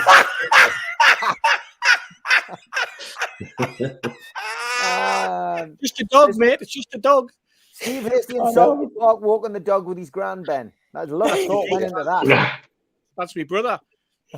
Not me at all. We actually all went out. We all managed to hook up, as people know. And I'm gonna have to show this one first, because I took the photo of us all together.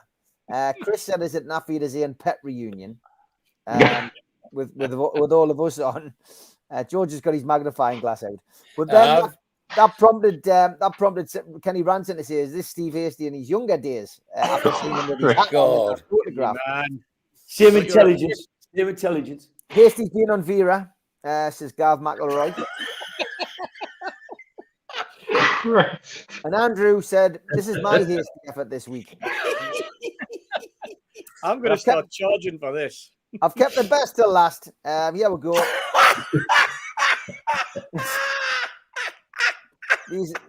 That's a great one. That bit too tall for Steve Hasty. This one's got the hairdo spot on. Keith, these are my favourite ones coming up now.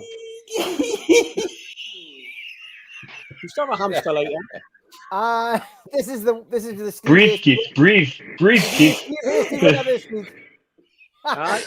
Steve on the Sunday. Having his broccoli. Oh, okay. Fantastic. What was that animal there? What was it? Was that a dog or a hamster? It's a hamster. Oh my! Hamster. Honestly, Hasty. Crazy Spending Todd Bowley and Crazy Frog from Rita. That's true. Yep. And Dan Ashworth and Declan Donnelly from Rita. This one, Mark Byers. He went young and old lookalike. Alan off Monday's show and little Wilf who met Bruno after the match.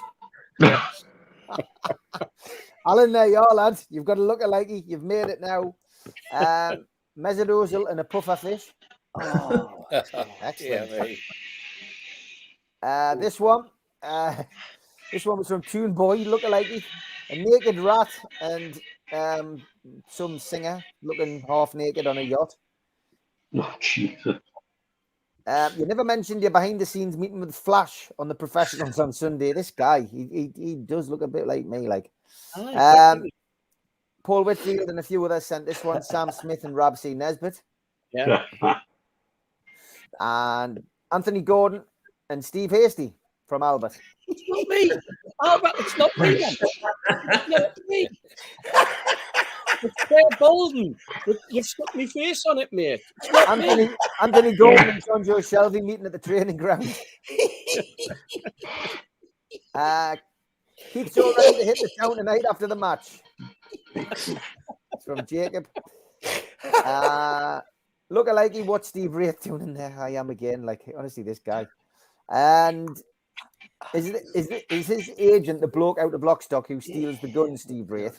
A cracking look-alike. Very good.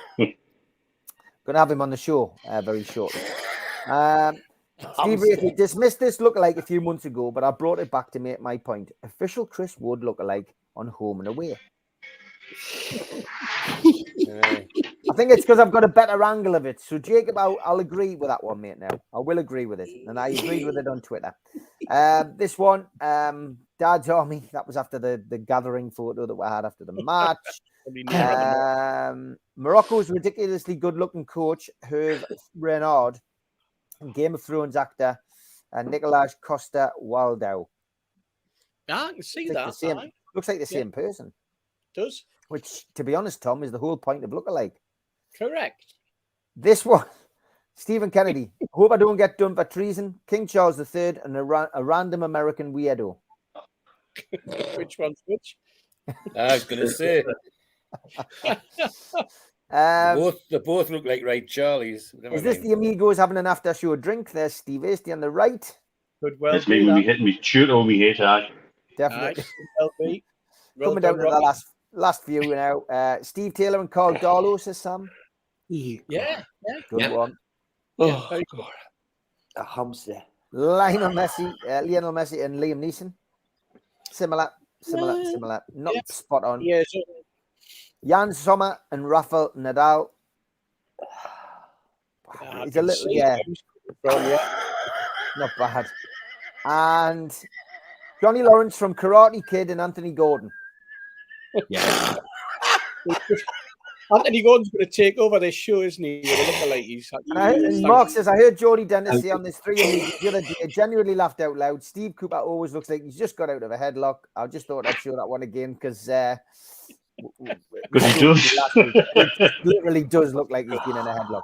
Keep your lookalikes coming in. The more Steve Hasty, the better. Until next week.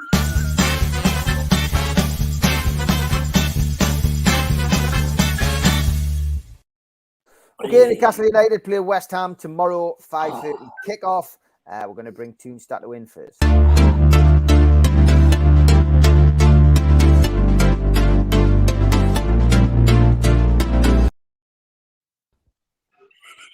Hi all, the cup is coming home soon. Newcastle made it only to their second League Cup final during the week, and first time since 1976 we are heading to Wembley to play in the Carabao Cup final. West Ham on Saturday. Actually, Newcastle have trailed only for 80 minutes the entire season, the least out of any team in the Premier League. When I think about it, it was Wolverhampton and Manchester City that led against us for the entire season. When it comes to West Ham, they won last season 4-2 at St. James's Park. The last time that they won 2 consecutive games at St. James's was back in '98. At the same time, in the last 6 games, Newcastle have won 3, drawn 2 and lost 1.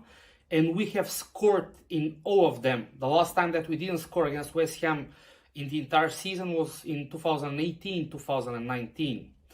Nick Pope has 6 consecutive clean sheets in the Premier League. No other English goalkeeper has ever made 7 clean sheets in a row. We are without Bruno Guimaraes, as you all know. West Ham are also missing some key players.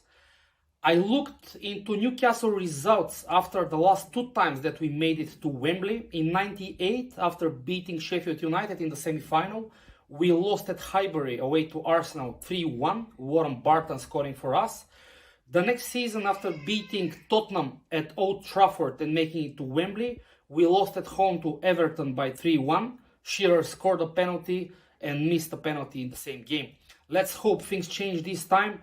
Away the lads. By the way, this cup is from a quiz on English football that the Newcastle United Bulgaria supporters won this week. Cheers. Well done, Andrea and the lads. And thank you, as always, Toonstato, for your updates and reports. So, 5:30 kickoff live on Sky Sports. Of course, the postponement of our visit to West Ham means that this is the only Premier League side that we haven't played this season. So we'll rectify that tomorrow. Anthony Gordon is in line for a debut, while Harrison Ashby may be involved as well against his former club. Gordon is taking the number 8 shirt. Ashby wears number 30. Injury list. Well, Matt Target is back on grass and he's training again, but tomorrow comes too soon for him. Javier Manquillo, though, is definitely still out. Bruno, as Andre said, starts his 3-match suspension, but of course he will be back for the final.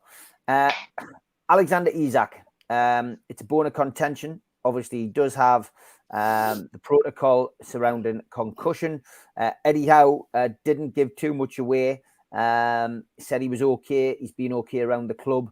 One would imagine Isak may miss out tomorrow. We will have to wait and see. As for West Ham United, well, Kurt Zouma, Gianluca Scamacca, Danny Ings, they all miss out. Mikhail Antonio is the only person left to lead the forward line. He did try to leave West Ham in the transfer window, but failed miserably. So he is stuck at the Hammers.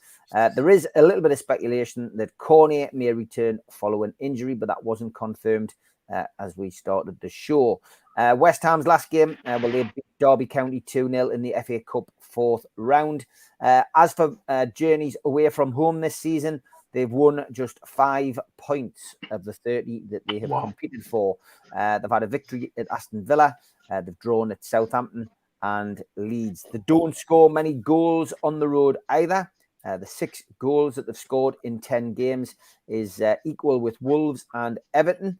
Only Nottingham Forest have registered less with a measly 3, and 2 of West Ham's away goals have come from the penalty spot.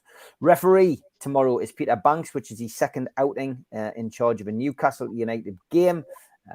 He's from Lancaster, and that was the 1-1 draw at Wolves back in August. And VAR tomorrow is Neil Swarbrick. Don't forget, Malcolm MacDonald will be at the Dog and Parrot from 3:30. He will be back there after the game to give his post-match assessment around about 8 o'clock.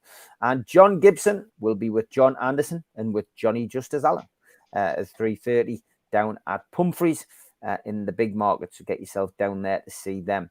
Don't forget, if you are traveling, there is engineering works this weekend, as there always is, on a Saturday and a Sunday. And the engineering works this weekend are between York and Newcastle. That means there's a rail replacement and bus services will operate serving the intermediate stations. So make sure you give plenty of time if you're traveling from down south to come up. And don't forget, the food bank is opposite the ground, opposite Shearer's. Steve Hasty and the gang will be up there collecting as always. And don't forget, anything that goes in the bucket is doubled by Jamie Rubin. So well worth popping up there if you're putting some money in or donating some food to people up there. So we've heard the music once tonight. We're going to hear it again. It's a big welcome back to Toon Tips.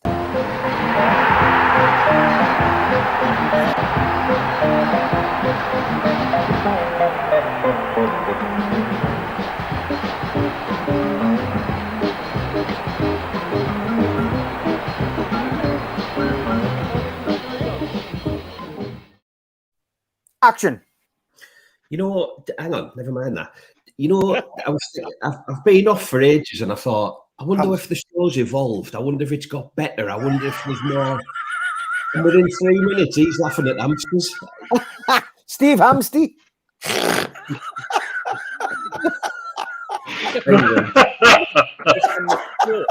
Oh, dear me. Watch this show as well. I'm getting really worried. Well. Anyway, it's good to be back. Great to be back. So this year's League Cup winners then entertain West Ham on Saturday. And to be honest, as you described, it's definitely another game to be won. And unsurprisingly, the bookmakers absolutely agree. We're massive favourites at 3-5. So for every fiver you put on, you'll get £3 back.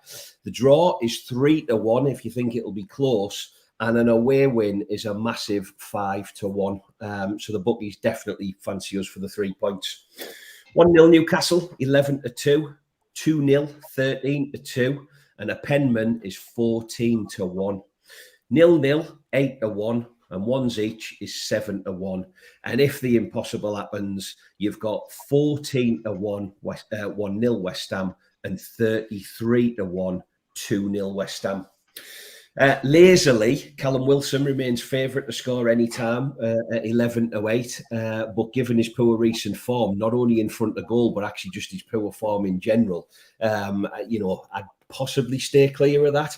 Interestingly, though, Anthony Gordon's flown straight into our goal scoring charts, and he's second favourite for to score any time in the game at 5-2. So if you fancy a debut goal at Gallagher, there's definitely money to be made. And I've done my Super 6 update, so that's it from me. Good stuff. Welcome back. Let's go around the board. Keith, we'll go to you first, mate. And just big game for Newcastle. Eddie Howe mentioned it in his press conference as well. You know, that the team have to focus on the job in hand now, because, you know, it's great getting to a cup final. You know, quite rightly so, the lads are all happy and delighted. But, you know, the job now is to keep your feet on the ground and get back to business, Keith, and get points, you know, on the board again. I can't get rid of the image of a whale going around with a great hamster with long hair spitting around. Like we were talking to Hasty during the week about, like, you know, dogs and what can people do with their pet dogs with the haircuts, and who does get a dog's hair to go that long and send a partner. And like, I just wasn't prepared to think someone's going to put a hamster on. What's it going to be next week? He's a cow that looks like Hasty because it's a great cow.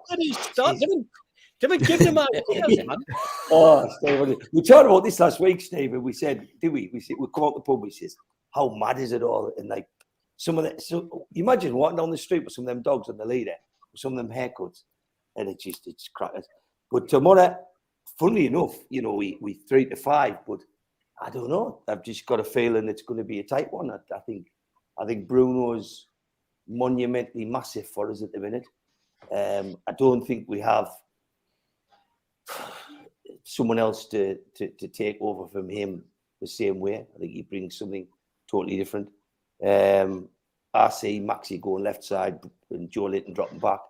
That's what I think will happen. And I think we'll win, but I think it'll be tight. I think it might be 2-1. So I don't know. It's like after the Lord Mayor show, you know what I mean? Like, everybody thought we'd beat Southampton, and we took off like a train. And for 30 minutes, we looked like world beaters.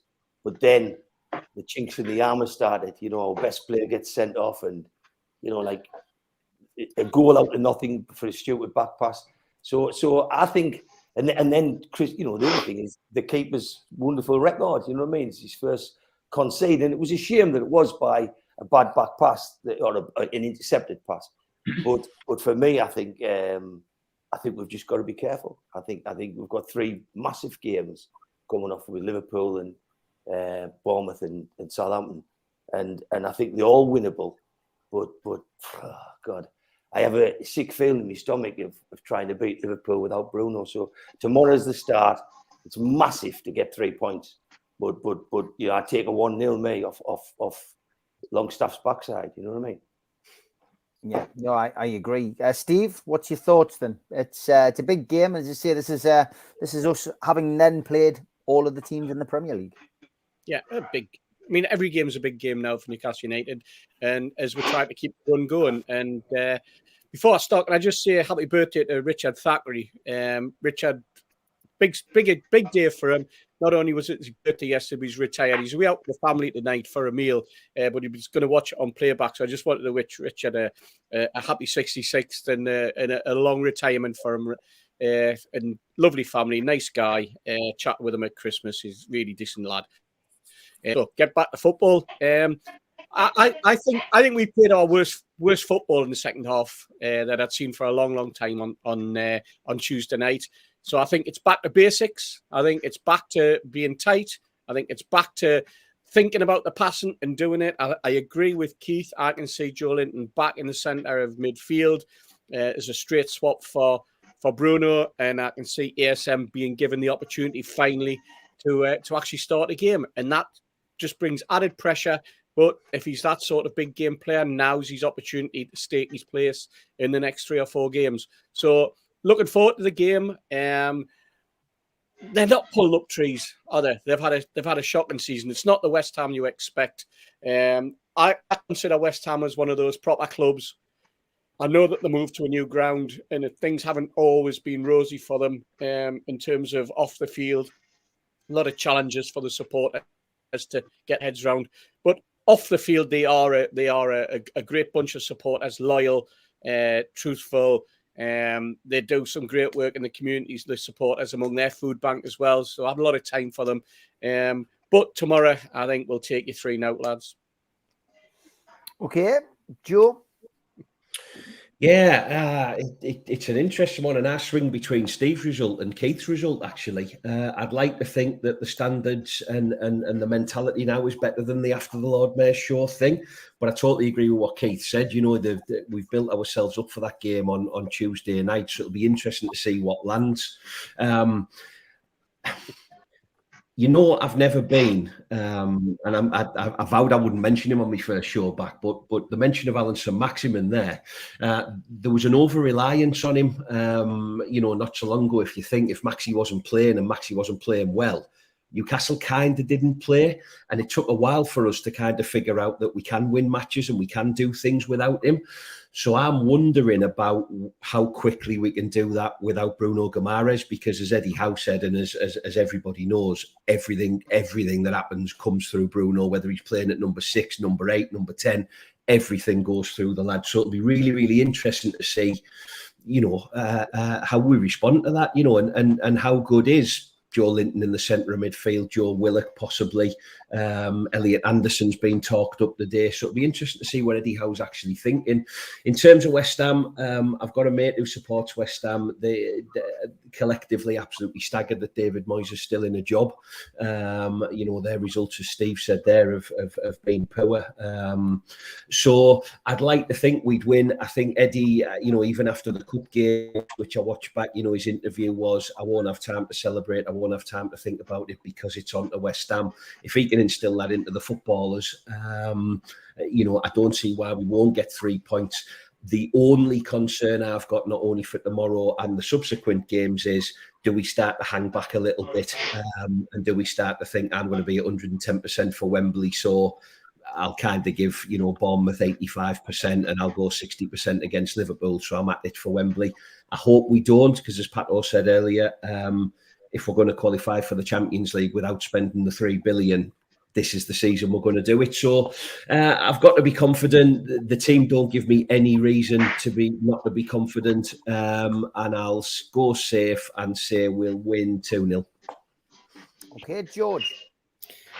Stick to what I said on Wednesday night, 2-0, Steve. I just have that feeling, and while I love Bruno to bits like everybody else, the last thing I want is for Newcastle to be a one-man team, because that has disaster written all over it. Because as you saw against Southampton, if the referee had checked some of those Southampton players earlier in the game, he wouldn't have got so upset to make that rash challenge, because that's what it was. It was just sheer venom at what he'd been getting himself, and he wanted to dish it out to somebody else. So don't want it to be a one-man team.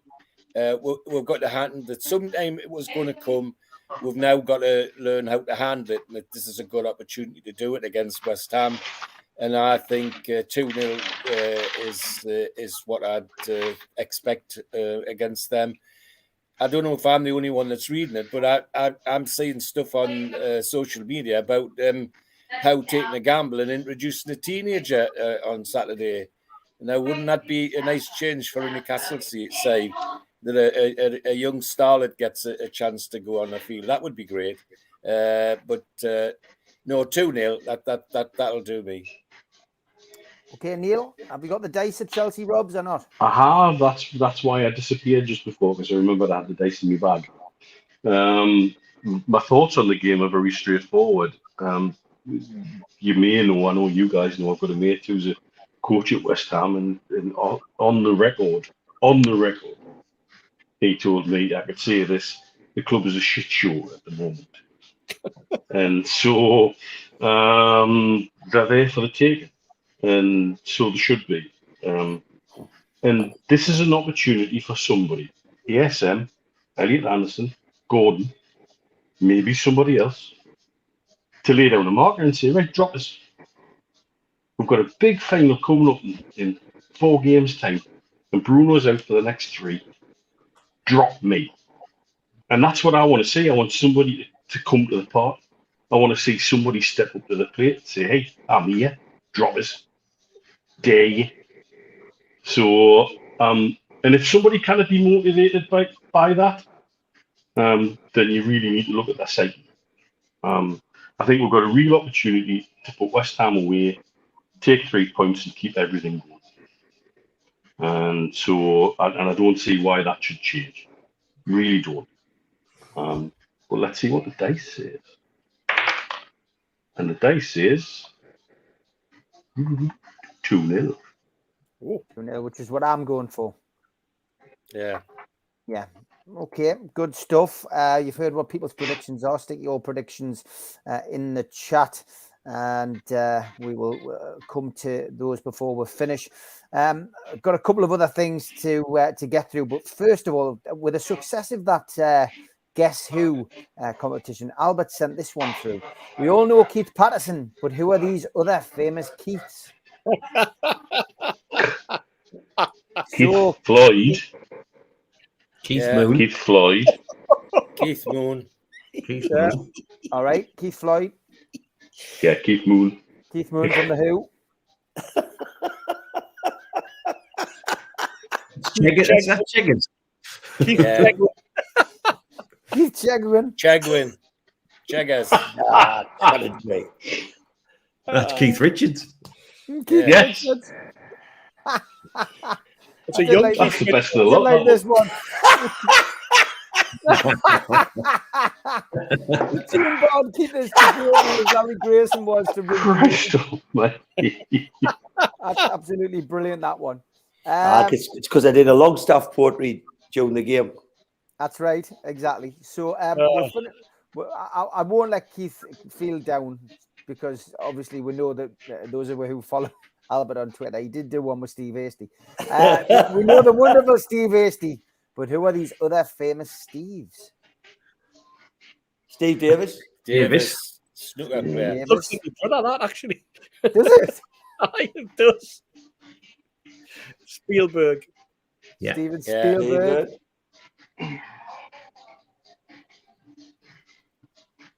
Steve Martin. Very Martin. good, Steve. Oh, Martin.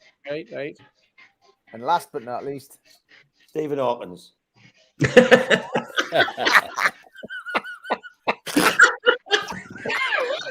oh, Steve Coogan. Coogan, yeah. Coogan. Coogan. Yeah. Very good, very good. John has been busy with a cup final. Patterson, you're bad. He's got these T-shirts made. Tell me, Ma, Carabao Cup final T-shirts. The road to Wembley, tune on tour from NUFC Matters. Get them. He's got them in black and white, of course, as well. So get yourself onto the website nufcmatters.com to buy them. John's also putting these up. Wembley golden ticket for those of you who do manage to get tickets. Willy Wonka golden ticket T-shirts. He comes up with some bizarre ideas, doesn't he? We are going to put a food bank T-shirt up probably next week. We're just waiting to see whether we can get a player to sign it. So I might just leave that until next week to announce. Don't forget, John has his weekly clues. We've got 3 now. So we've got 1st to the 4th, 1957. 1986 to 1988. 5 career goals is this week's clue. 1 more next week with a question, and then there'll be an opportunity to win something. Okay, as always, we have a little bit of humour now from Elliot.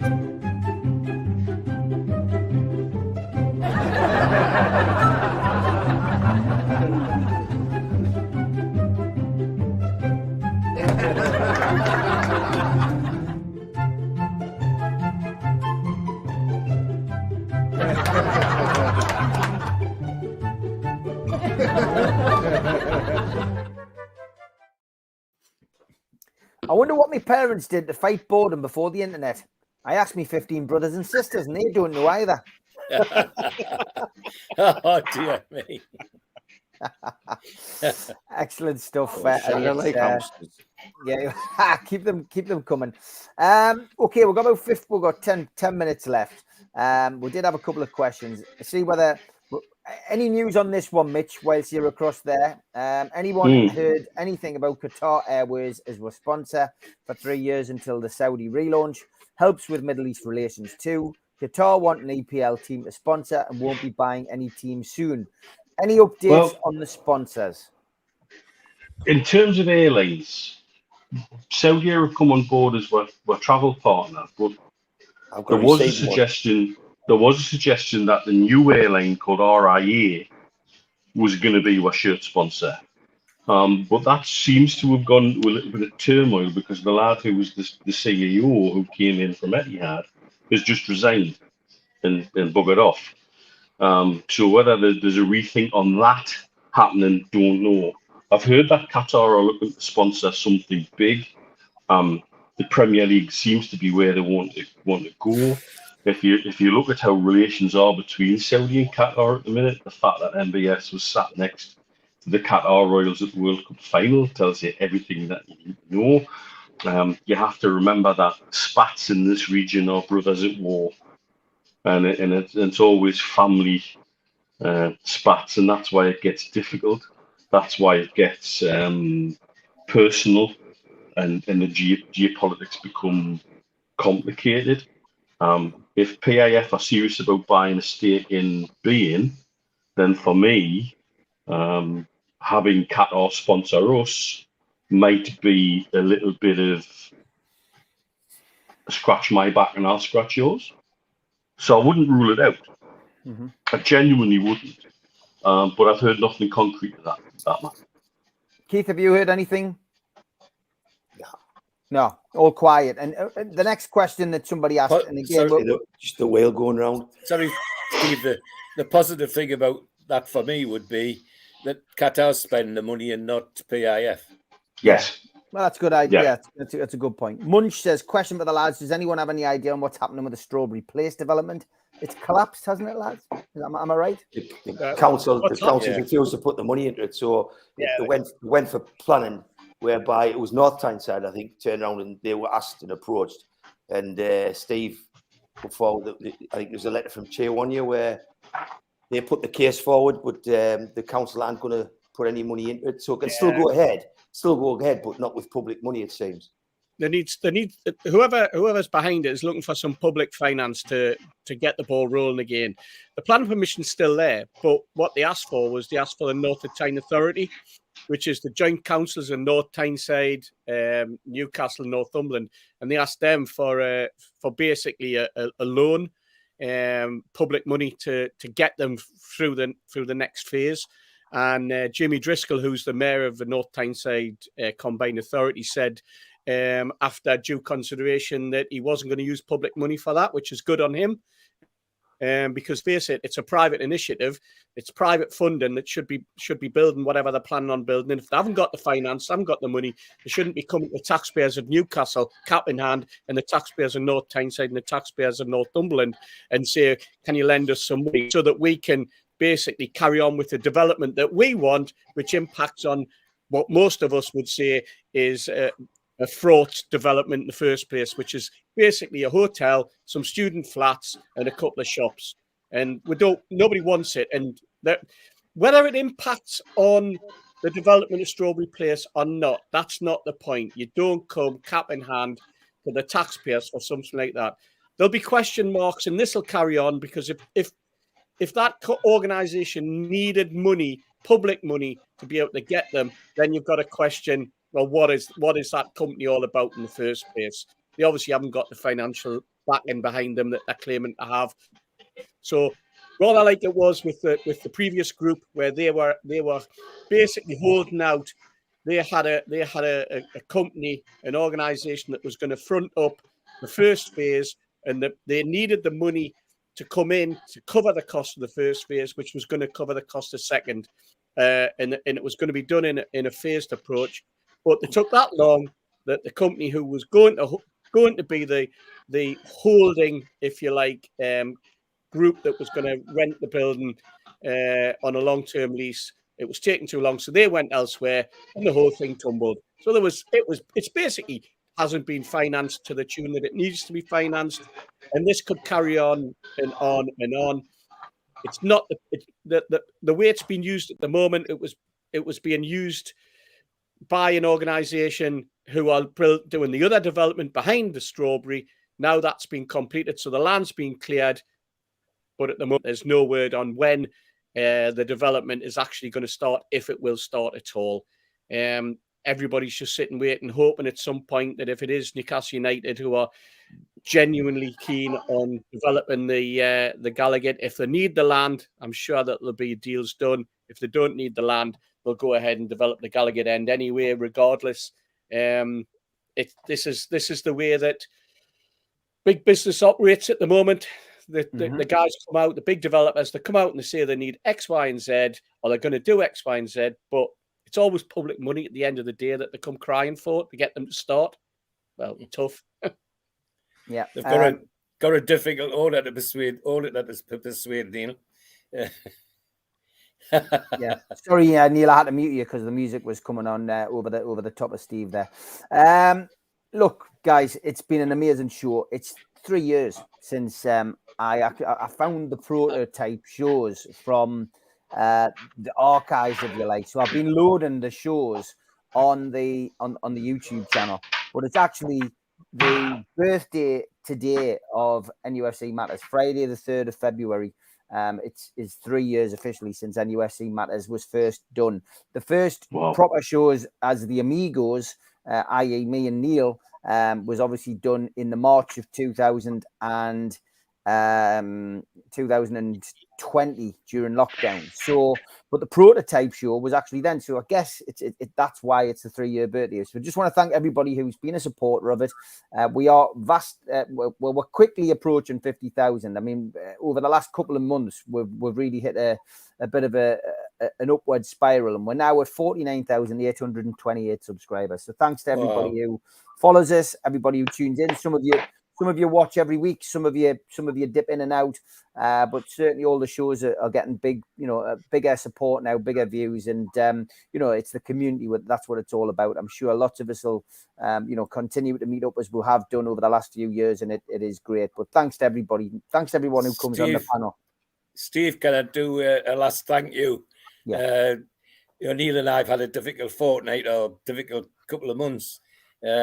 And as I said, thank you on Wednesday night, and I'll say it again here to everybody who supported, were sent with messages. It was important. Absolutely great to see some of the lads turning up to my mum's funeral on Monday. That was the icing on the cake. And just for your information, we had a collection at the crematorium for Alzheimer's Society. £350 was collected. We had a collection at the church immediately afterwards, which Marjorie wanted to stay at the church, and that raised nearly £400. So brilliant. Thank you, everybody. We do appreciate it. I won't raise it again. I just wanted to say thank you to everybody for one last time. And Steve, Wraith, thank you for keeping me busy. I have noticed, but it's been great. It's kept me thinking about other things. So thank you, Steve. It's been a pleasure, George. I just wish I'd get my eyes fixed so we get back and do some more of our own program. We will do. Don't worry about that. And that, the people in the chat dictate what happens on the show. I can get the people together, etc. And I don't mind doing what I do. It's great. I enjoy it, and people love having you on the show, George. So thank you. And the Amigos. The Amigos has always been a program which, it's evolved. It changes from time to time. Sometimes people have time off for whatever reasons. But it's always here, and it's a staple part of people's Newcastle United weekend now, which is great for us. We love it, and people love the crack, and it's good. Other shows have grown. Our show, George, the show I do with Mitch and Stu has become great. The one I do with Joe, when we do Fans Forum, where people get a chance to come on, and everyone's got their own favourites. Not everyone enjoys each show, but it's Keith's dipped in and out, and it's great to have Keith as a regular feature on Fridays now, and the Three Amigos is just a name, but really it's about everybody in the chat. It's about the moderators. It's about everybody who chips in. And going to the events that we've had over, even last night, me and Keith last night sitting down at timeout with people, and people do come up. They'll come up and go, Keith, happens to Steve. The lads going to Saudi. People saying, "Oh, we love the show," and this, that, and the other. So it's great. And thanks to all the sponsors. You know, there's people in the chat, people like Chris Collins who dips in and out with sponsorship. That, you know, everybody who, you know, advertises on the show, people who become fans of the show and just decided to chuck some money, you know, in for the StreamYard, etc. It's been fantastic. So we will continue. We're not planning on going anywhere at this moment in time. So you know, from our perspective, it is good, and people do enjoy Fridays because it's got a lot of different features to it, including Julie this.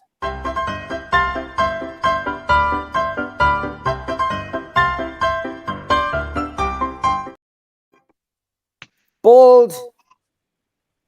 Hey. Hey. Last week we didn't get, you know, people feeling we're moving away from the initial, you know, what a real troll is to Steve Wraith, and Bald. That's the one.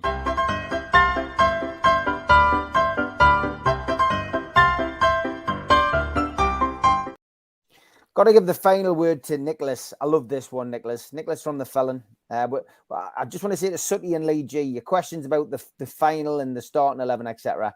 We'll do that the week building up to the final. So I didn't ignore those questions, but I will come back to them. Nicholas says, Vinny and the lads, as they say, Shy Ben's getting out. So I sent this at Wembley Stadium. Dear Wembley, do you need any ball boys? Nick from Newcastle, age 52 and a half. Absolutely brilliant. Great stuff.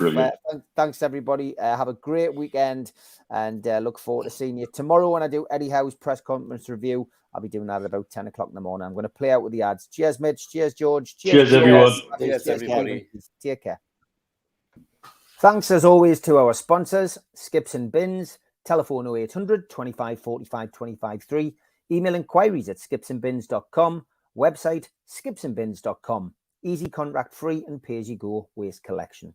Thanks to Mr. Vicky's sauces, handmade in Cumbria.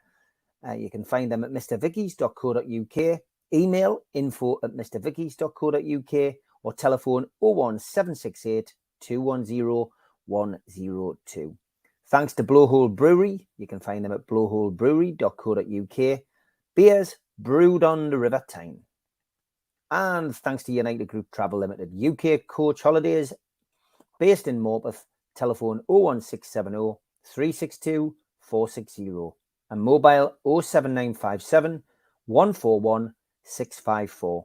Graham, your driver, Beverly answering your calls, looking after you on your tour. Thanks also to 3 Property, who specialise in sourcing investment properties for their clients who are looking to invest in the North East. They offer a full in-house service from sourcing the deals to managing the properties for you. They've done over 100 plus deals in the past 12 months for clients all over the UK. Give the guys a follow on Instagram, matty.patter_northeast property and phil.reed_northeast property, or email phil@3property.co.uk if you're interested in getting a good property deal. Thanks to qtechshop.co.uk. the makers of pool tables and snooker tables in Wales and Newcastle, and the guys who run our website, nufcmatters.com. Thanks to Media Arts for all the help with the videos and the technology side of things. If you want to subscribe to the channel, hit the subscribe button underneath the video today. Hit the thumb up to like the channel and click share to your social media. We're also available as a podcast on iTunes, Spotify, Podbean, and the rest. If you want to become a member, you pay a £25 one-off fee. And you can go to the website, nufcmatters.com, and find membership pack, or put your smartphone over the QR code and it will take you straight there. If you subscribe, we do give you a free car sticker. All you need to do is email john@nufcmatters.com and he'll post you one out. We also support the food bank on this channel, nufcfansfoodbank.co.uk. You'll find the match day bucket where you can make a virtual donation. We've also got some events coming up over the next couple of months. First off, we've got an evening with Steve Howe at the Tyneside Irish Centre, Friday the 24th of February. Tickets are available from our website, nufcmatters.com, and they are priced £15, not $50, as you can see on the poster. An evening with Nobby Solano is also at the Tyneside Irish Centre, Saturday the 25th of March. Tickets are £15. Book now at nufcmatters.com. And an evening with Frank Clark and John Gibson, Thursday the 20th of April, again at the Tyneside Irish Centre, Tickets are £15 and you book now at nufcmatters.com. Supermac and John Gibson will also be at Felling Cricket Club on the 16th of February. To buy tickets for that, contact the venue direct. We've got a whole host of t-shirts available from our website, nufcmatters.com. Gives you plenty of ideas for presents, for birthdays, anniversaries, you name it. Get your Anthony Gordon t-shirts and your Wembley t-shirts today.